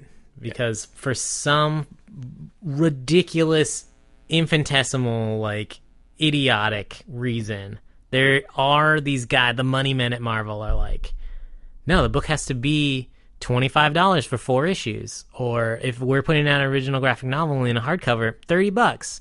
Well, what about all the new readers that aren't going to pay for that? Fuck them. Like, how is that in an industry where you're trying to grow your industry? Those two things cannot exist in the same space. Are they? Are they trying to grow their industry? At this point, Marvel doesn't need to grow. Like, no, that's true. I don't know how much you guys have... why are they putting new number ones on all their books if they're not trying to gather new readers? Because you might as well take money from people who are going to throw it anyway. I mean, you and I both have worked in the comics industry. There are people who will buy number one whether they think it's a good idea or not. They are so caught in that mentality that they're just like, well, a new number one, maybe one day it'll sell for $15. Or this has Captain America on it. I have to buy it. Right. So I actually think it's not, in some ways it's more insidious and less bumbling. It's, well, we don't need to grow this market because we're making so much money on the movies. We basically just need to keep the comic industry side going for the people who are already throwing money at us. Yeah. And it's an idea mill. At this point, you can get the plot of your next movie by, it's market research. Yeah. How do you know which stories to incorporate into your films? Well, look at the ones that sold the best on the comic stand. I mean, I think there's a certain amount of that going on, and then there's just that whole thing where it's like, I don't think at any point, I think that they say, and maybe even somebody in the infrastructure thinks, oh, this is a good point to jump on if you really want to. And that might be what they're intending on some level, but I think a lot of it is just... I honestly think it's probably all of the above. Yeah. I mean, it's just like, let's just find every opportunity to nickel and dime everybody out there. Well... when Marvel raised their books from $2.99 to $3.99, their argument wasn't long spoken or well thought out. It was, we think people will pay $3.99. Yeah, that was their reasoning, and here's the reality. Yeah. I mean, I know you guys have said it, and I've said it to every person that used to walk into the store. Mm. Vote, and I know you said it during Superior Spider-Man, Cade. Vote with your dollar. Yeah, you think $3.99 is a ridiculous price for a book? Don't buy it. Yeah, don't. Yeah, but people won't do that, and that's the thing is that a fool and his money will soon be parted. And well, the current, although the problem that they're running into, and this is, how many millennials are going to be able to keep up the kind of sustained buying that our parents, who are the bulk of the people who are throwing down this money, or the weird Gen Xers who are between us, right? Like there are tons of people in the shop that I used to see that were in their, when I was in my 20s, were in their 30s or 40s, who were able to throw down $100 a month for comic books. I've been able to throw down more than $20 every 6 months for the better part of 5 years. And that's not going to change anytime soon. What do they, they're going to have to confront that at some point. But of course, they've gotten that much money or more out of me, but from their films. Well, and Marvel doesn't really have, you brought up an excellent point, is like Marvel doesn't have to grow the industry. They have a built-in readership. It's going to be guys like Image and the indie guys that are like, how do we get the money out of those people's stingy pockets? Like, and not stingy, but like they just don't have the money to spend on, most of the readership is disposable income. And it's interesting to see what Image is doing right now, because they're doing a lot of like critically acclaimed work that probably isn't going to be made into a movie anytime soon. No, but I don't know. A lot of that stuff's been optioned. Whether it actually gets made is another issue. Yeah. But they're doing things like all of their first, all their volume ones are $10. Like they're very aggressively like courting the people who aren't compulsively picking up their book because it's been published for 30 years and they got to pick up every issue. They're trying to grow their market, whether that's new people or taking readers away from DC and Marvel. It's Image very obviously wants there to be a big 3 instead of a big 2. Well, the Humble Bundle that Image did last week when this came out, or several months ago if you listen to this much later. In the future. If you're in the future and you're listening to like, look at how bitter everything turned out fine. We have made this message to you from the past. Everything turned out fine, guys. Calm down. No, so Image did a Humble Bundle, which is usually something dedicated to digital video game downloads, which is not even necessarily video games, but like a They lot of do a lot indie of books on developers there. in general. Like Yeah. there are application bundles, Oh, there yeah. are game bundles. Like there's a lot of different kind of indie Well, or yeah. humble bundles. Yeah. But it's usually like software development. Right. And Image went after that market and was like, look, pay what you want. You get X amount of books, trade paperbacks for, like I think I got 10 trade paperbacks for $10. I think it was pay any amount or nothing and you get 4 books. Right. If you pay the average amount that everyone before you has paid or more, you get Well, they had actual all these price extra points. books. It was if you did 10, then you get 7. Well, it was the average. It wasn't just 10. When I bought it, the average was $9.95, and a couple days after I bought it, it was up to $10.07. yeah. Oh, okay. So it was a sliding scale. But if you paid over 15, you got 2 Walking Dead books too. But Right. the point is, they were basically giving away trade paperbacks for Essentially. next to nothing. But like they're all $1 a digital, book. so it doesn't. Yeah. I mean, legitimately, it doesn't cost them that much to And they host did the it. files. They did it to raise money for charity too, because the charity they were raising money for was Comic Book Legal Defense Fund, which is a good cause. But And giving people 10 or 15 different volume 1s is a good way to get them to buy volume 2 absolutely of at least one of those things. right, and it's something that Marvel will never have to do because, like Brent Right. says, like they've already. That's got the thing. this Marvel doesn't built in. have to innovate. No, I know. Which is so funny because, I mean, in a lot of ways they are. Yeah. Well, they're telling a lot of really good stories right now. Yeah, I But mean, in it's terms not of like the really way that their marketing works, I Right. wouldn't say that they're innovating. Well, giving away a digital issue for free when you buy the print issue That's true. is a big deal. No, that is And legit. every time you buy a trade paperback, you get that digital, and when you buy certain issues, you get a free digital trade paper. Like all that stuff's really good. Yeah, I mean, and they're in an industry that's really trying to. I mean, they're doing a bunch of soul searching. I mean, Oh, yeah. As much as living in this town, I can get on the corporations are evil, man. Meh. Oh, yeah. And as I did just rant that they're basically trying to steal everybody's money. I mean, I think there are folks in that organization who are also trying to balance that out against the whole notion of there are decisions that Marvel could make that are superior for them in every way that cuts out the comic book store, the brick and mortar. I mean, there's tons of things that they could do where they would they could charge less, but they'd be taking such a bigger percentage it wouldn't matter. So some of their plays are as much helping the brick and mortar stores to get by as it is them, and so I think they are my trying. God, to I mean, do- that's a monster that the comic book people really created for themselves, where they're kind of tethered to this direct market.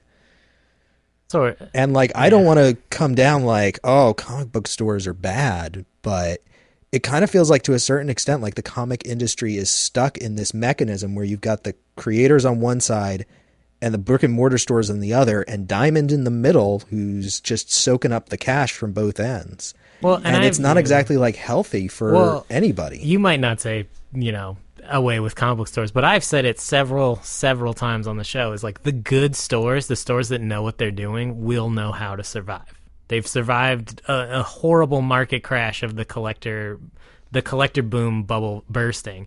They're still around. The stores that are still here now are the good. Most of them are Yeah, the but really, really good stores. When the market crashed, I think something like less than 10% of all the comic stores in the country survived. Oh yeah, Like, it was a very small number. I totally agree, but they are so beholden to this tiny number of stores, this like 1,000, maybe 1,200 yeah, there's stores not a lot when you really think about Yeah. it. in the U.S. and Canada combined.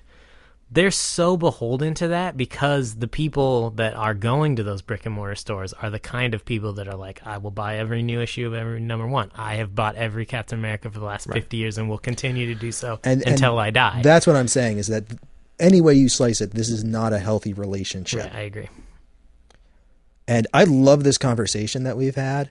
There are some other things I wanted to talk about with Yeah, I've All-Star got more Superman. notes, too. No, sorry. Yep. Outro credits. No outro credits. Well, not right now. We've got more. I will put them on there, but later. I demand that they're put on now. All right, fine. So one of the things I wanted to talk about is the dichotomy in this story between Lex Luthor and Leo Quintum. I think it's Leo. The director of Project. Yeah, the Technicolor Dreamcoat guy. Yeah, because Lex Luthor, like, he started out his career as a scientist. Mm-hmm. He morphed into an evil businessman. This very specifically like makes him an evil scientist again. Yep. But that's also tempered by Quintum, who is, like, in every sense a good scientist. And I feel like Morrison specifically, like, this is his idea of, like, the most noble man of science that has ever existed, where he's like exploring imaginary realms and mining the future and doing all this cool stuff. And I think it's interesting that you see these two sort of similar characters existing on the same page where they're very much like mirror images of each other. Mm-hmm. And Superman is kind of this secondary character to both of them, where Lex Luthor is going like, if you weren't here, there's so much that I could have done. I could have saved the world. And then on the other hand, you have... they could have ruled the world. Yeah, I could have ruled the world. And on the other hand, you have Quintum going like, look at how much we've learned from you. Yeah. And we haven't even begun to scratch the surface of what's possible just by looking at you. Well, every time something goes wrong on the moon base that their research lab is at, who's there to save the day? Who's trying to save lab aides and like keep them out of dangerous situations? Because something about the bleeding edge of science and exploration is it's dangerous. And what is really helpful ally to have on your side in those dangerous settings is someone who can't be hurt almost, you know? I mean, eventually that is what kills Superman. It's not Lex Luthor that kills Superman. Yes, Lex Luthor sabotaged the ship that was going to the sun, but that very easily could have been an accident. Yeah. It wasn't, but it could have been. And Superman could have flown into the sun to help save Quintum's science group and died. Like, he very easily could be responsible for the death of Superman. And what's really interesting in this book is something that's not explored is the consequences of science. Yeah. But which is an interesting side note, which is something that is kind of like a complaint for me about the book, I guess, is like there's all this super science going on and like nothing really horrible ever comes of it except for Lex Luthor going, look at how I used super science to hurt you. Well, but that's part of the conceit, though, right? Is that if you live in a world of Superman, you can afford to take those chances because more than likely someone will come in and save your ass. Yeah. Otherwise, all the super scientists would be dead because they all tried it once and they all got killed. Hey, absolutely. And that's actually another note that I have written down on my piece of paper. The words, Superman makes everything okay. Yeah. And I think it's just interesting the way that everybody is, like, their entire attitude has been shaped simply by the existence of Superman. Mm-hmm. Right. And like on a certain level, people are like, you know, yeah, like the world's in danger right now. There's a horrible menace. There's a monster, whatever. Like it's going to be okay because Superman is here. Mm-hmm. Like he makes it all right for you to live your life because you know that ultimately Superman's got your back. Well, I often make the joke about the DC universe is like, if people are trying to kill Superman and blow up Metropolis all the time, like, why would you live in Metropolis? But then the flip side of that is, like, you live in Metropolis because you believe that Superman's actually going to save you. Like, when you're walking down the street and you almost walk in front of a truck, even when he's Clark Kent, he'll accidentally bump into you to keep you from dying. Like, that's the conceit you give up, is like, yeah, sometimes bad stuff happens in Metropolis, but also we have this really good thing that's called Superman. I like that it kind of examines... The industry sort of examines both sides of that. But yeah, I think Superman as the like kind of genesis of a lot of ideas in the DC universe is really cool. It's like because Superman exists, Lex Luthor is evil. That's his excuse. And also because Superman exists, science and technology is able to be taken to this whole new level that it never could have gone to before. I also really, really love the depiction of Clark Kent in this book. I have notes on that, so make your point. No, and then... go ahead. I mean, okay.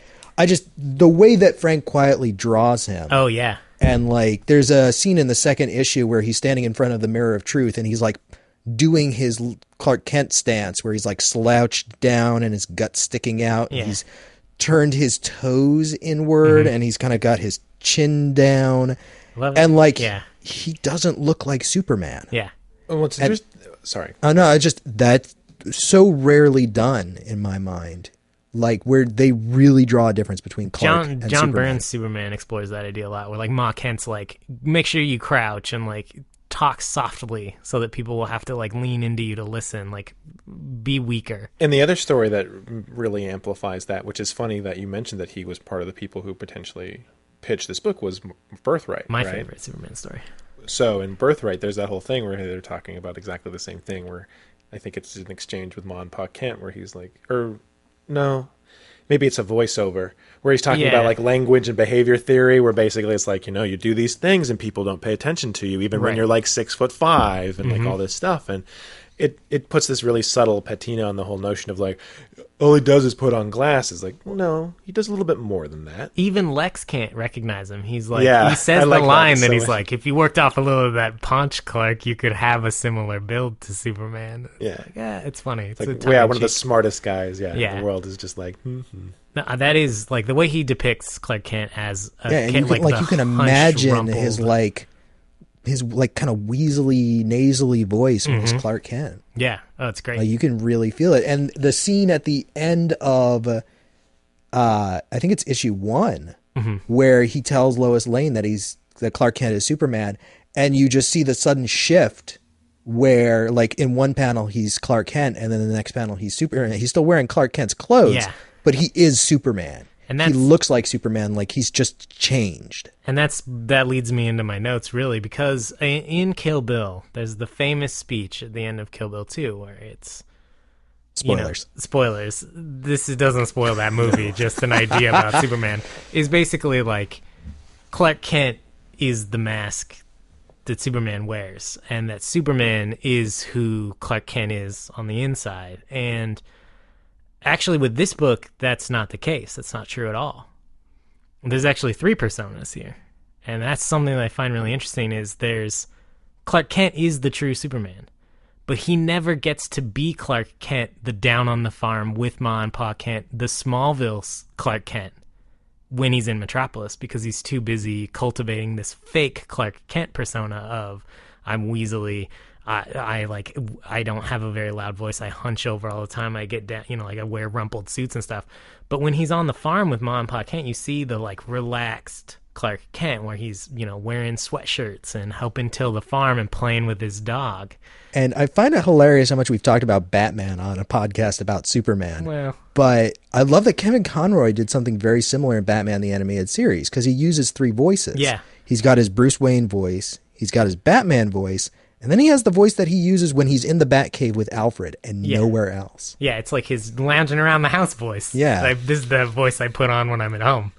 Well, and something that inspired this series, according to Grant Morrison, was seeing a Superman cosplayer at San Diego Comic-Con one year who was just sitting in this very specific pose of Superman. It wasn't a heroic pose, and it wasn't like a lounging pose. It was just like a total pose of relaxation. And isn't that supposed to be the pose that's on the cover of the first issue, which is also the cover of Volume 1? I think so. Yeah, Of the where collection? he's like got his knees hunched Yeah, up. he's got his maybe. knees Yeah. hunched up and he's kind of like looking over his shoulder. Yeah, it's something similar into where he just, in Grant Morrison's mind, it unlocked this Superman that was like totally at ease. Yeah, like just he's lounged. completely relaxed because he knows that nothing can possibly hurt him. Yeah, he's not on edge. He's not clenched up. He's never like nervous or uncomfortable, because it's like, what's, like when you walk out into a busy street, there's that moment of clench where you're like, what if a car hits me, right? Like Superman's never ever gonna feel that in his daily life. Like maybe up against like Doomsday or something like that could change, but when he's just Superman, when he's Clark Kent just running around on the farm being that Clark Kent character, he's at total ease with himself as a character. And that flashback issue to Clark Kent on the farm with the future Superman of tomorrow, which is maybe one of the most convoluted ideas ever in a comic book, with the Superman of World 5 that's like a shitty version of Mitzi Spitalik, or however you say that guy's name. Mixus Spitlick. Yeah. Which is so convoluted, is my absolute favorite issue in this story, because although there's all this like convoluted and weird, really like you can't unpack those ideas because there's not really a ton to them. They're just like Grant Morrison saying a crazy thing or doing a crazy thing. Like, Yeah. look at a team up of 4 different Supermen, and actually 2 of them aren't different. And you're like, what? One's from the future. And you're like, okay, well, that's not a greater idea for me to unpack. It's just a weird thing that you put in this story to do something specific. And what he does with it is awesome. And I love the death of Pa Kent in this. And it's so much more meaningful than most of the other deaths of that character that I've ever seen, including the Man of Steel movie, which is maybe God. the worst death of a character I've ever seen. And that actually brings me to a quick tangent that I Yeah. wanted to ask about. Because towards the end, I think it's like in Oh, I wrote this down too. whatever. That's the page. Right Yeah, there. like the 12th issue. where Jor-El is saying, you've given them an ideal to aspire to, embodied their highest aspirations. They will race and stumble and fall and crawl and curse, and finally they will join you in the sun. Mm-hmm. Was that original to this book, or was Morrison quoting something earlier than that? This is original to this book, and it was used in the trailer Man of Steel in some form. The one in the yeah, I think it's Jor-El trailer in Jor-El. It's voiceover by Russell Crowe, right? But they altered it. It says, "You'll give the people an ideal to strive for. They will race behind you. They will stumble. They will fall. But in time, they will join you in the sun. In time, you will help them accomplish wonders," which is actually sort of different than, it's not just past tense versus future tense. There's a different idea in there, I think. A little bit.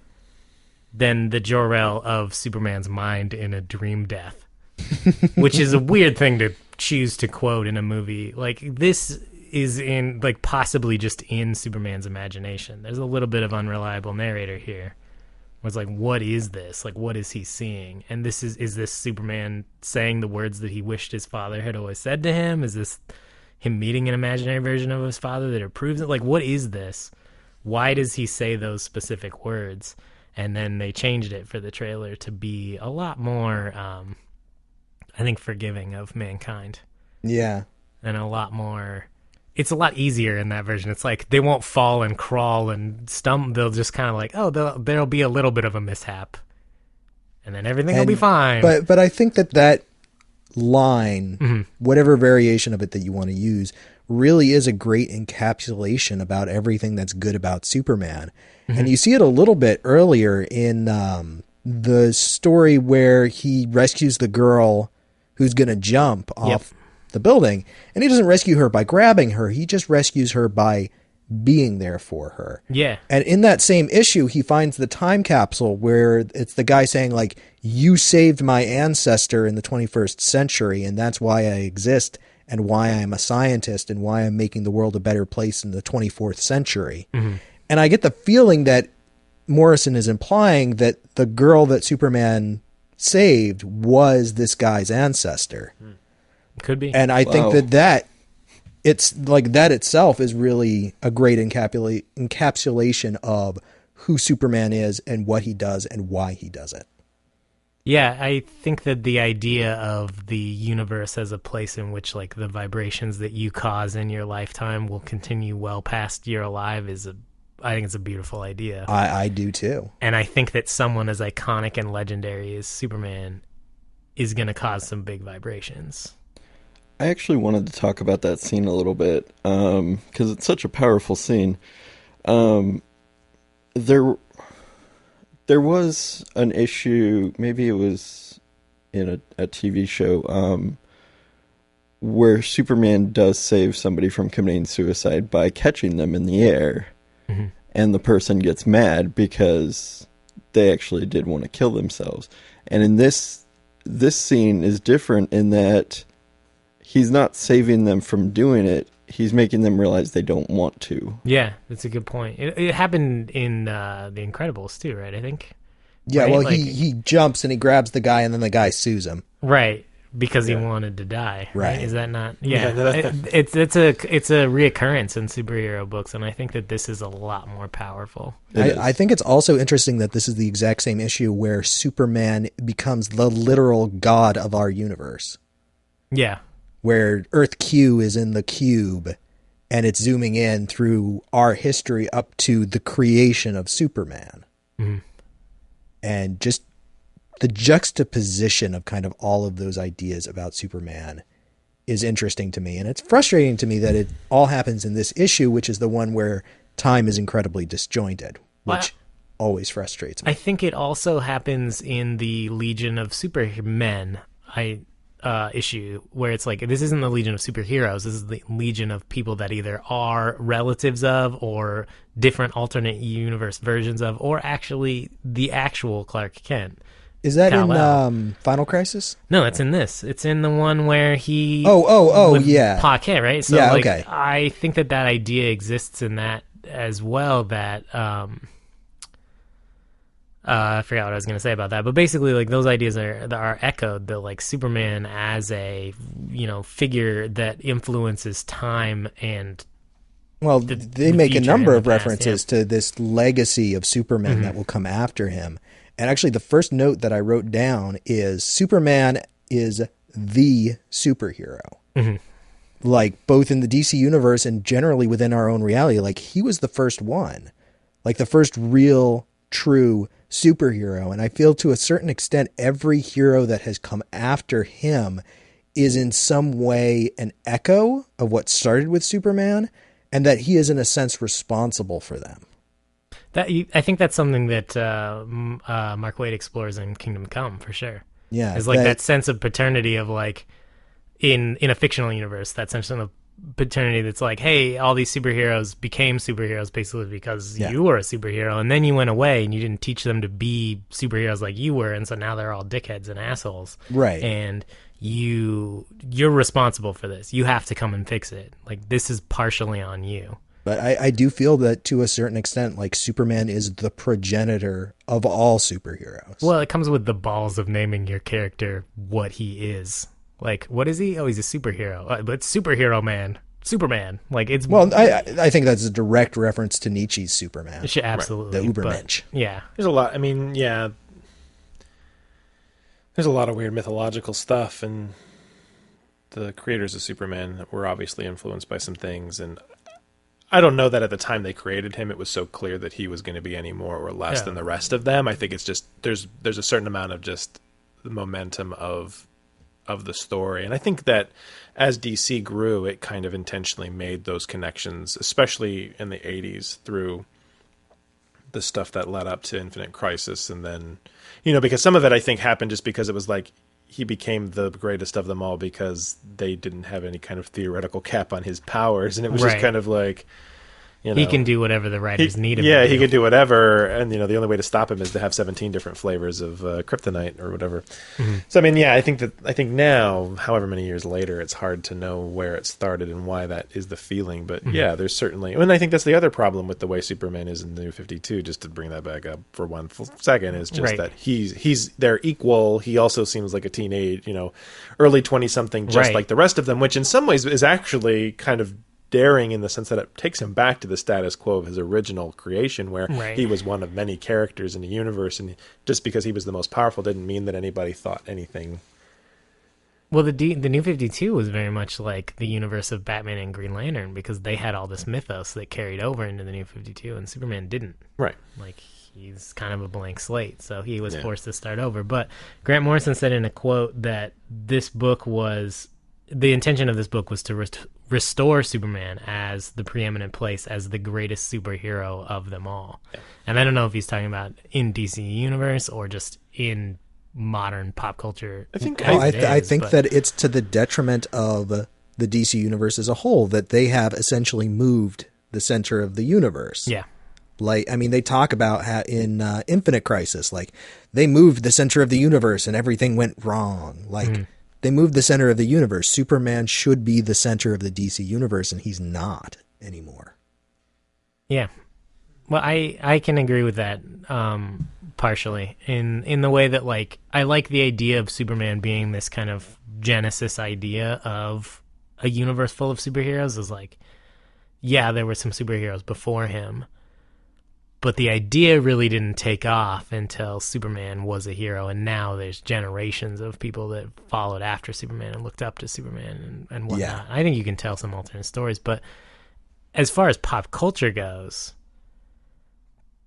Cade's brought this up before, but the reason that Marvel and DC like kind of have a trademark on the term superhero in a weird way is because... Well, they do.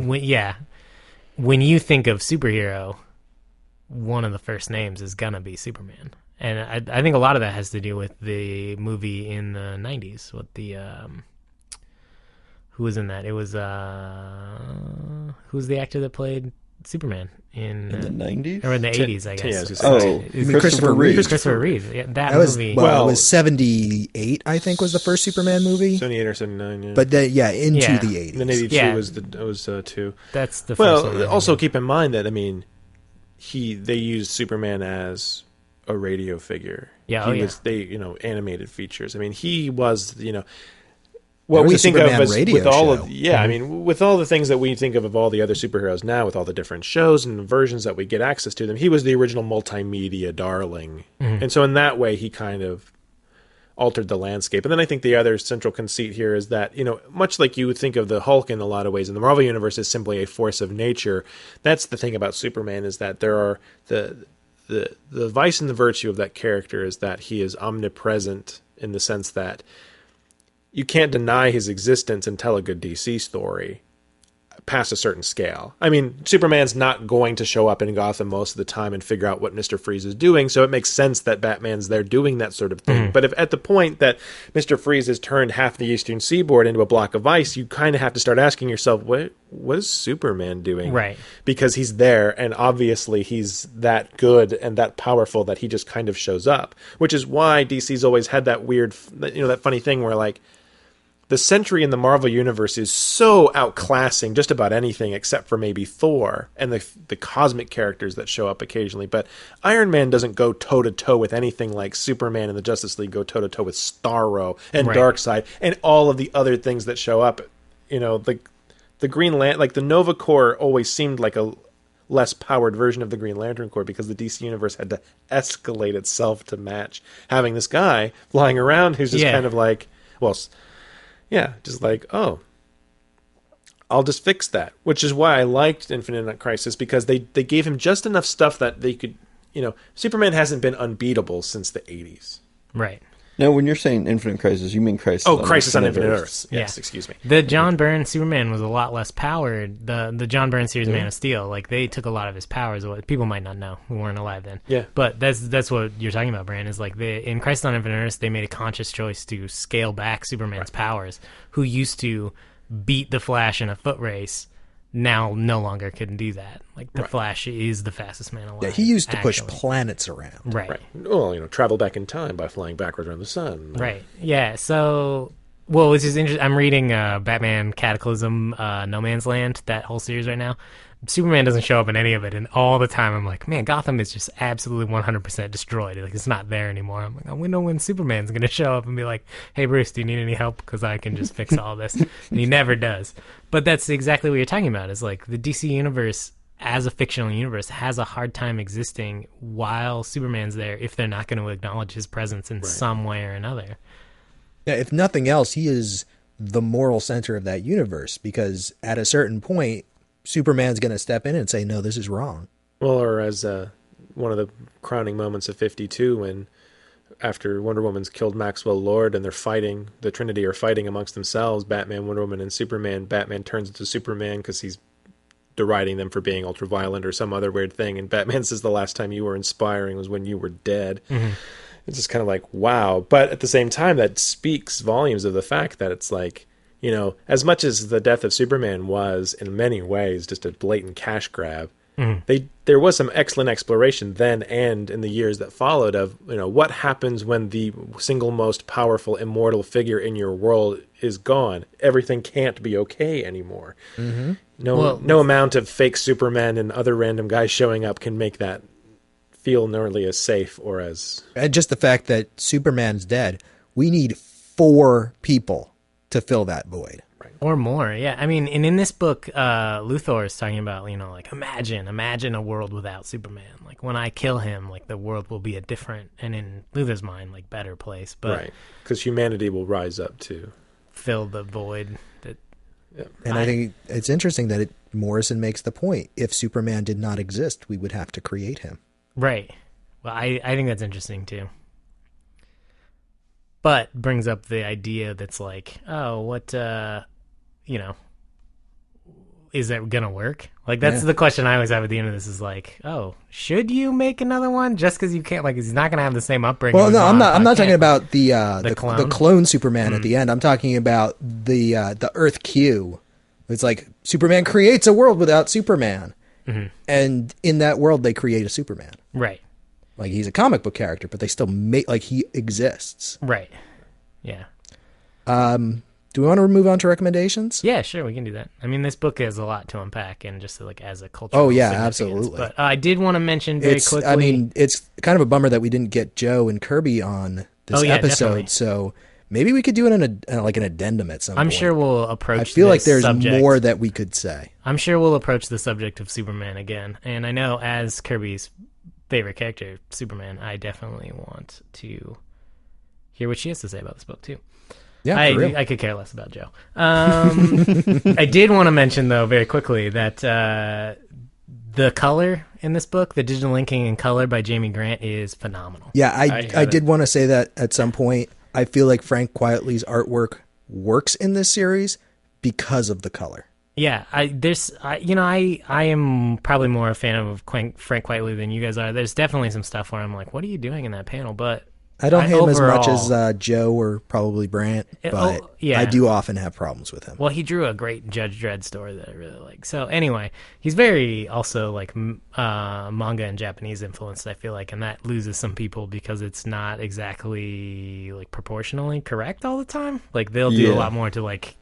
Well, then there's just, sort of he has a explore. style to him. I love Humberto Ramos, and people despise that. Yeah, I think absolutely. actually somebody in this room maybe said that they didn't like it during Spectacular, but it doesn't Superior. look right either. Superior. I keep saying it. Sorry.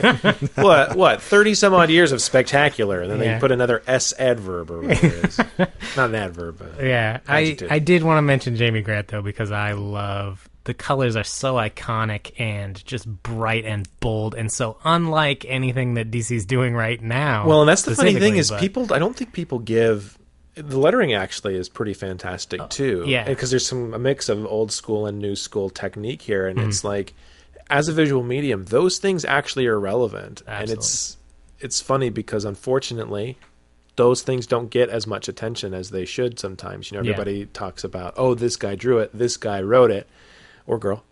the inkers and Or person of indeterminate gender. That's right. inkers and colors often get compared to like offensive linemen in football, where it's like if they're bad, you notice because they start. But if they're really good, like it kind of can go unnoticed because like they're doing their job. Their job is to go unnoticed, right? And so it's often forgotten. But I do, as a huge fan of colorists, like I did want to mention Jamie Grant. The colors in this book they just like fucking fly off the page. They're so nice. This book would look amazing digital because it's going to be more vibrant digitally even than it can be in print. I have it digitally, and it is quite vibrant. Awesome. All right. Awesome. Well, then I'm ready to move on to recommendations. So am I. Who would like to go first? Not me, because I didn't bring one. What? Do you want? I brought like 3. Do you want one of mine? No, I didn't for 2 reasons. One is that I've noticed that there is always that phenomenon where if there's not very many people on the show, everybody recommends, and it's like a two-person vote for the next book. So I thought I'd help be a tiebreaker in some capacity. And the other was just that my attendance has been spotty at best. So I didn't want to pitch a book and then not be here to talk about it because I'm an arrogant, self-centered asshole, and I want to talk about the things I bring to the table. Oh, Well, I'm glad that you could be here this week, and hopefully we can get you on again. Well, thank you. yeah. I always do love your recommendations, though. So Time and the whims of 2-year-olds permitting. Hey, he's almost 3. 4. Almost 4. yeah, I knew it was wrong Joey when I is said it. A bad friend. Well, how about I'm this just sure for our that- listeners? What would you tell the listeners to read? So if you liked All Star Superman, what? Well, I don't know if I have to put that caveat on there, but just Actually, I'm going to recommend something that's not at all like this, and I don't know that it would work to do a View from the Gutters show about it, but something that I've been quite enchanted with lately is you must be careful with this. It's incredibly graphic, it's very adult, and it's a webcomic called Oglaf. O-G-L-A-F. Yeah. Hilarious. It's really funny, and it does these things that there's a couple of things that are going on with it that I just find so fascinating. The first is that I did not know this until recently, but the primary writer on it is a woman whose name I don't remember, but it's very sexual content. But it's written by a woman, and I think it shows sometimes in some of the jokes she makes about stereotypes, especially it's primarily fantasy based. There are some overarching reoccurrence themes and characters, but mostly it's almost like a Sunday comic. So, a rough number of panels, 1 page, short little cute stories. And a lot of them are sexual in nature. Some of them are grotesquely violent. And then there's some of them that are just so funny. And especially if you like fantasy, role-playing, games, some video game stuff. It's just got this really quirky sense of humor about things that it kind of keeps bringing me back, even though there's not necessarily a central character or central arc. And I've just been enchanted with it for recently, so Nice. people should check that out. Just to be clarified, when you say like very sexual, you mean blatantly pornographic. Yeah. I have some also been circumstances. reading this webcomic. It is hilarious. I think all the of woman who us draws have. it, I don't remember her name either. She's Australian. And basically the thesis of the comic is sex and the things related to sex are inherently hilarious. Yeah, I think that's where it started, but I think she started to also take on certain things like some of the notions in role and kind of trope fantasy are sort of ridiculous, and what Yeah. happens if you take them to their next logical conclusion. But it's an incredibly funny comic, and if you're not the kind of person who is offended by watching depictions of people fucking, you'll probably find it pretty funny. All right. Thank you for the recommendation. Yeah, Brian. no problem. Yeah. Always good to hear. So, Cade, what would you like to pitch for next week? So I actually, I have 3 books. Wow. Too many. 3 original graphic novels set in the same universe. All right. And this is the Earth 1 books. There are 2 Superman books and a Batman book. Ugh. I mean, good. I had literally the same reaction when we were driving over here, and I asked him what he was pitching. Oh, man. I've But then I've you- only read Superman Earth 1, Volume 1, and it was okay. Was not a huge fan of it. But read why all- don't I've you read all pitch, of these, yeah. tell us a little bit more about them Okay, for so, our audience's benefit, if nothing else. I love you, Cade. all right, so these books, the Superman ones are written by J. Michael Straczynski, Mm-hmm. and the Batman one is written by Jeff Johns. Mm-hmm. The artists just left my head for some reason.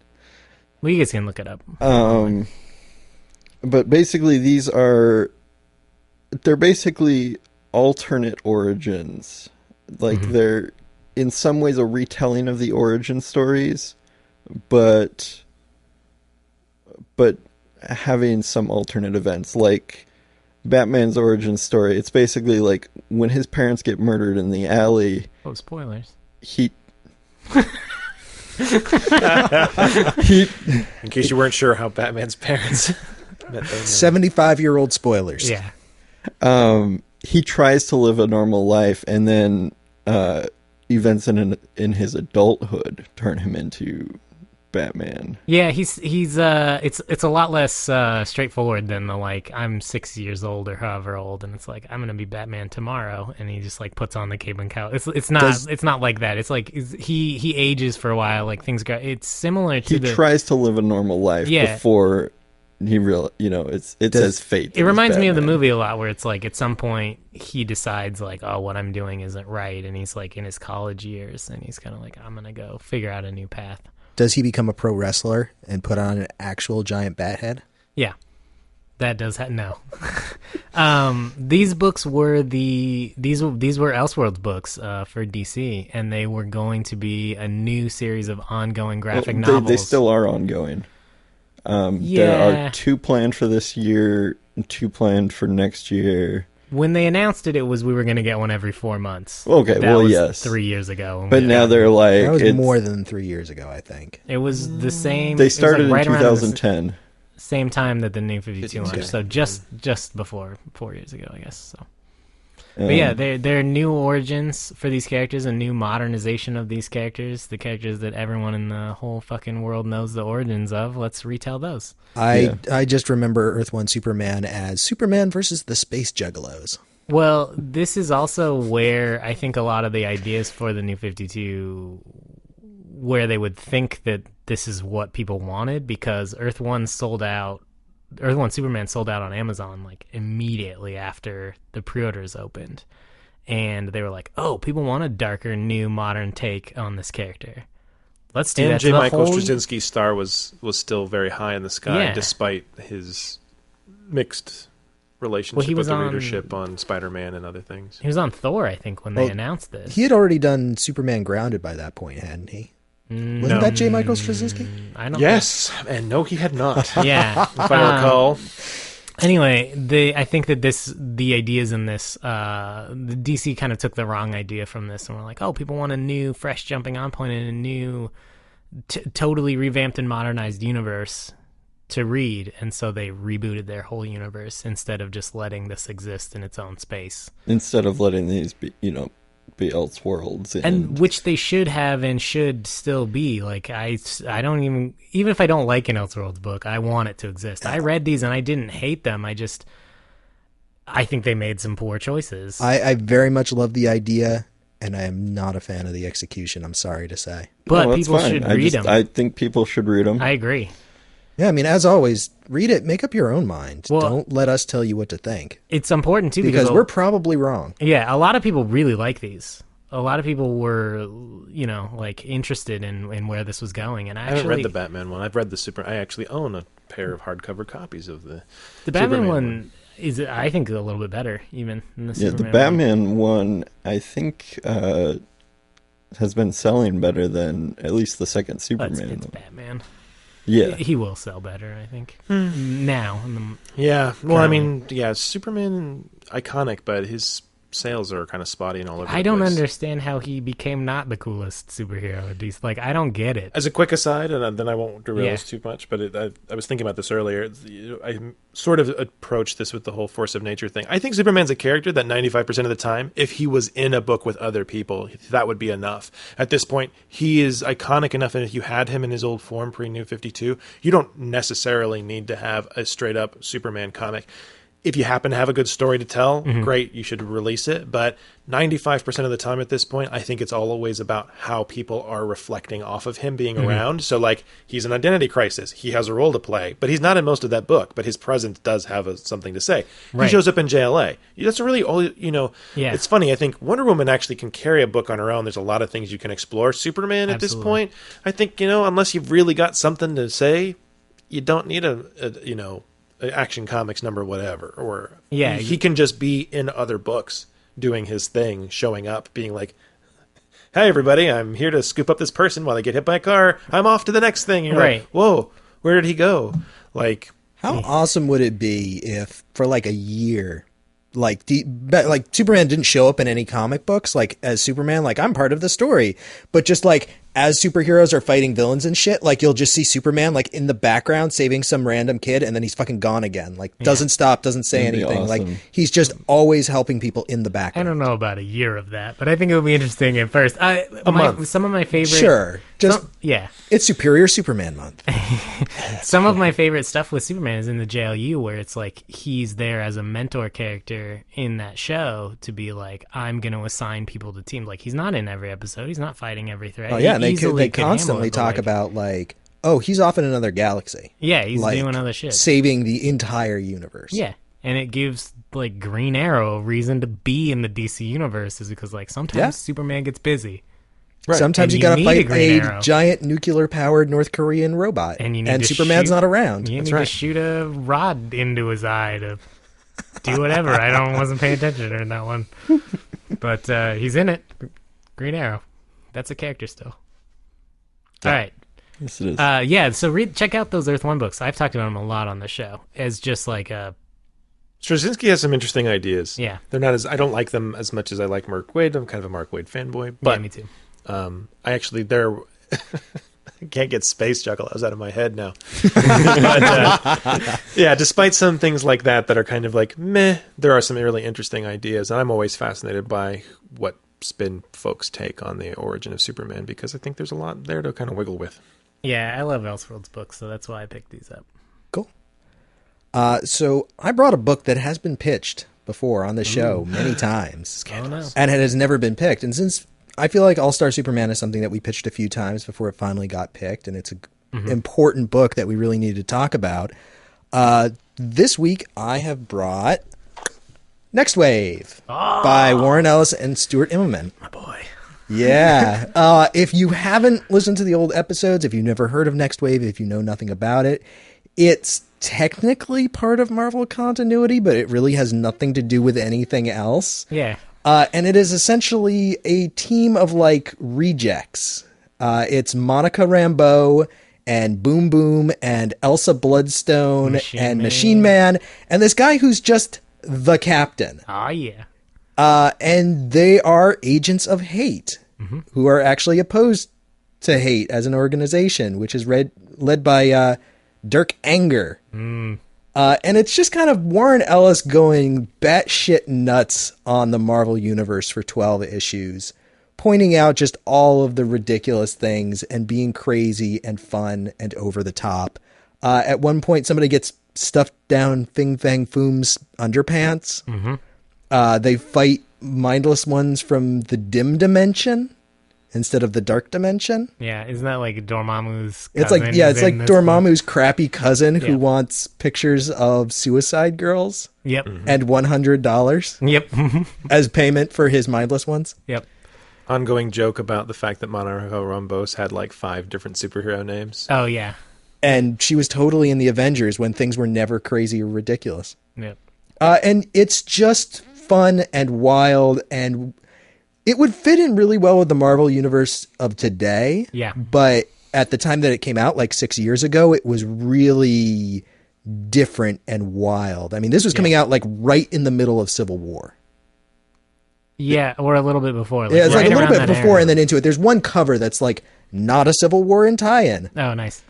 So yeah, it's the art by Stuart Immonen is incredible. Absolutely. It's beautiful. It's fun. It's 2 volumes, and Well, everybody should read this comic. It's one now. It's one now? The trade paperback is collected as 1 volume now, it's the complete next wave, which is nice. I bought it when it originally came out in hardcover, so I have 2 hardcovers, Yeah. which are so sweet. And the trade's super affordable. So if you like wacky, wild, weird Marvel stuff, like if you liked Superior Foes of Spider-Man and, you know, just weird stuff like that. There is one moment where Dirk Anger is sitting on a giant gun that just like twists back It points at and himself. points at himself. Yeah, it's great. Like he is constantly trying to commit suicide throughout this entire book in ridiculous ways. Yeah, he's a weird character, but it makes sense in the end when you read it all. Yeah. Yeah, I love this series. This series is like a glass of whiskey for me. It's just like you just feel good Yeah. when you're done with it. And I've pitched this I think like at least twice. On Yeah, the show already. anytime that I pitch Transmetropolitan to somebody, which is my favorite Warren Ellis book, Mm-hmm. or maybe my second favorite, but I always tell them, this is not a comic you read to be happy. Next Wave is a comic you read to be happy. This is my favorite Warren Ellis story. It's pretty great. Yeah, So that's Next Wave. sweet. Chard, what do you bring? I brought a book called Helheim, which is a Cullen Bunn book. I really like Cullen Bunn as an indie writer. He gets a lot of flack at Marvel because he gets put on books that are already failing, so I don't really think that's his fault. And now that he got to actually like start a character at Marvel with the new Magneto ongoing, Which I hear is great. yeah, people are having like an actual really good reaction to. So I really liked his Fearless Defenders. I didn't read the Fearless Defenders run that he was on. It was good. It was like Wolverine and one other book he was put on like right as they were getting canceled, and I can't remember what the other one was. Yeah, I don't recall. But he got a lot of flack for those, and I was like, guys, those books were already like No, he took on their over way out. Venom after Rick Remender. Oh, that's what it was. And it was like that book was already on its way out too. Like the sales had been dropping for so long that Remender's like, okay, I'm done, and then Cullen Bunn got to try to wrap Pinch it hit all up. or Yeah. bunt. Yeah, and so he gets a lot of flack in Marvel. So if you only know him from Marvel and that reputation, ignore all of that because his indie stuff is really awesome. The Sixth Gun is great. I really I was enjoy just that about to series. say that. Yeah, and this is a book called Helheim. It's an independent book. It's just this trade paperback so far. There may be more after this, but the idea is this young guy who is in love with this woman lives in this village, and he's trying to protect the village because these like evil demon monsters come. It's very like Norse. It's mythology and like theme. medieval Norse. Yeah, but it's set in a magic land, so it's medieval in the way that So, like like World of Warcraft is medieval. Okay, so it's like mythic Norway. Right. Okay. So it's like there is like it actually kind of reminds me of World of Warcraft in a way because it's like there's this human civilization, but then there's also these like demons and undead that are everywhere. Anyway, he dies, and the woman that he's in love with that doesn't love him back puts him back together like a zombie Superman and he's like huge and like massive muscly guy Viking guy, and he's like, I'm gonna go kill the woman I love's enemy, and she's like the queen of the demons, and it turns out the woman that he fell in love with is like the queen of the undead, or like a witch of the undead, and that's why she could bring him back to life. And so he goes on this like massive crusade to go like unite the armies of men and cut down evil demons. And the art in this book is like is very fun. It's very like it's violent, but not in like a hyper realistic way. Like it reminds me of an animated show or like Michael Amon Oeming style stuff. Gotcha. It's, like, very stylized in that regard. And as he goes through battles and he loses limbs, like arms and parts of his face, he just keeps replacing them with demon parts. So at some point he's got wings and half a demon head and some wicked demon arm. And it's just a cool story about this mythic world and like him coming to terms with being dead and also being manipulated by this witch, and a world that doesn't trust magic, but he's this magical being that's like, oh no, come with me. It was fun. I just had a blast reading it. It was like, I think the art's really solid, the coloring's really good. And who was the artist? Oh, the artist is Jaleel Jones and Nick Filardi, and I'm not sure who did which. Illustrated by Jaleel Jones, colored by Nick Filardi, okay. Lettered by Ed Brizin. It's good. This is book 1, The Witch War. And cool. There's going to be another series, but I think that people should check this out. It's from Oni Press, so repping those local publishers. And it's $20 for the first trade. And awesome. It's pretty fat. It's a good book. Yeah. All right. Cade. Well, Brant, do you want Brant to vote too? Brant should get Brant a vote. Can vote. What should we read next, Brant? If you don't happen to make it on the next episode, which I hope you are on the next one. Yeah, I really want to be, because I'm going to vote for Next Wave, because it's one of my favorites. It's got a certain joie de vivre.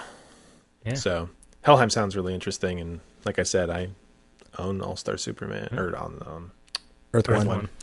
But yeah, I think Next Wave must be discussed.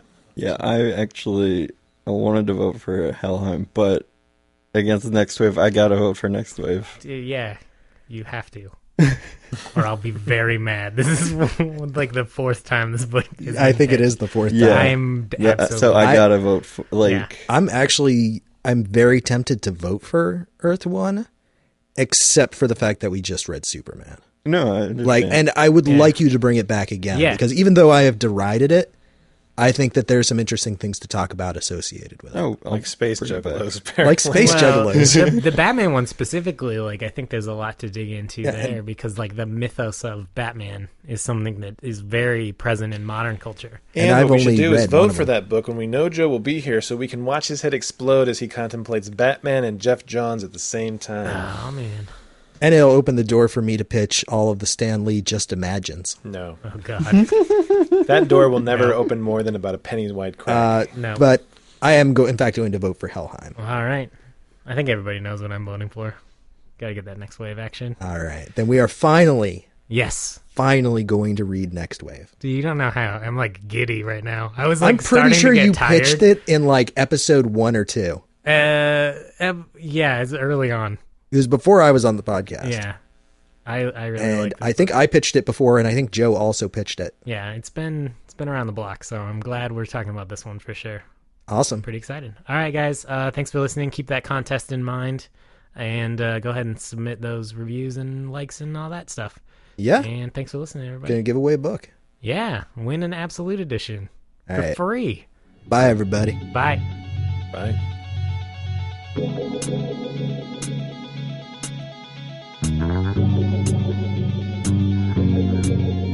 Thank you for listening to Me From the Gutters. I hope our recommendations have inspired you to go out and find some new comics you'll enjoy. Join us next time for a discussion of our selected title, but like every week, we encourage you to read all of the recommended books. In the meantime, please leave us an iTunes review. It really does help new listeners find the show.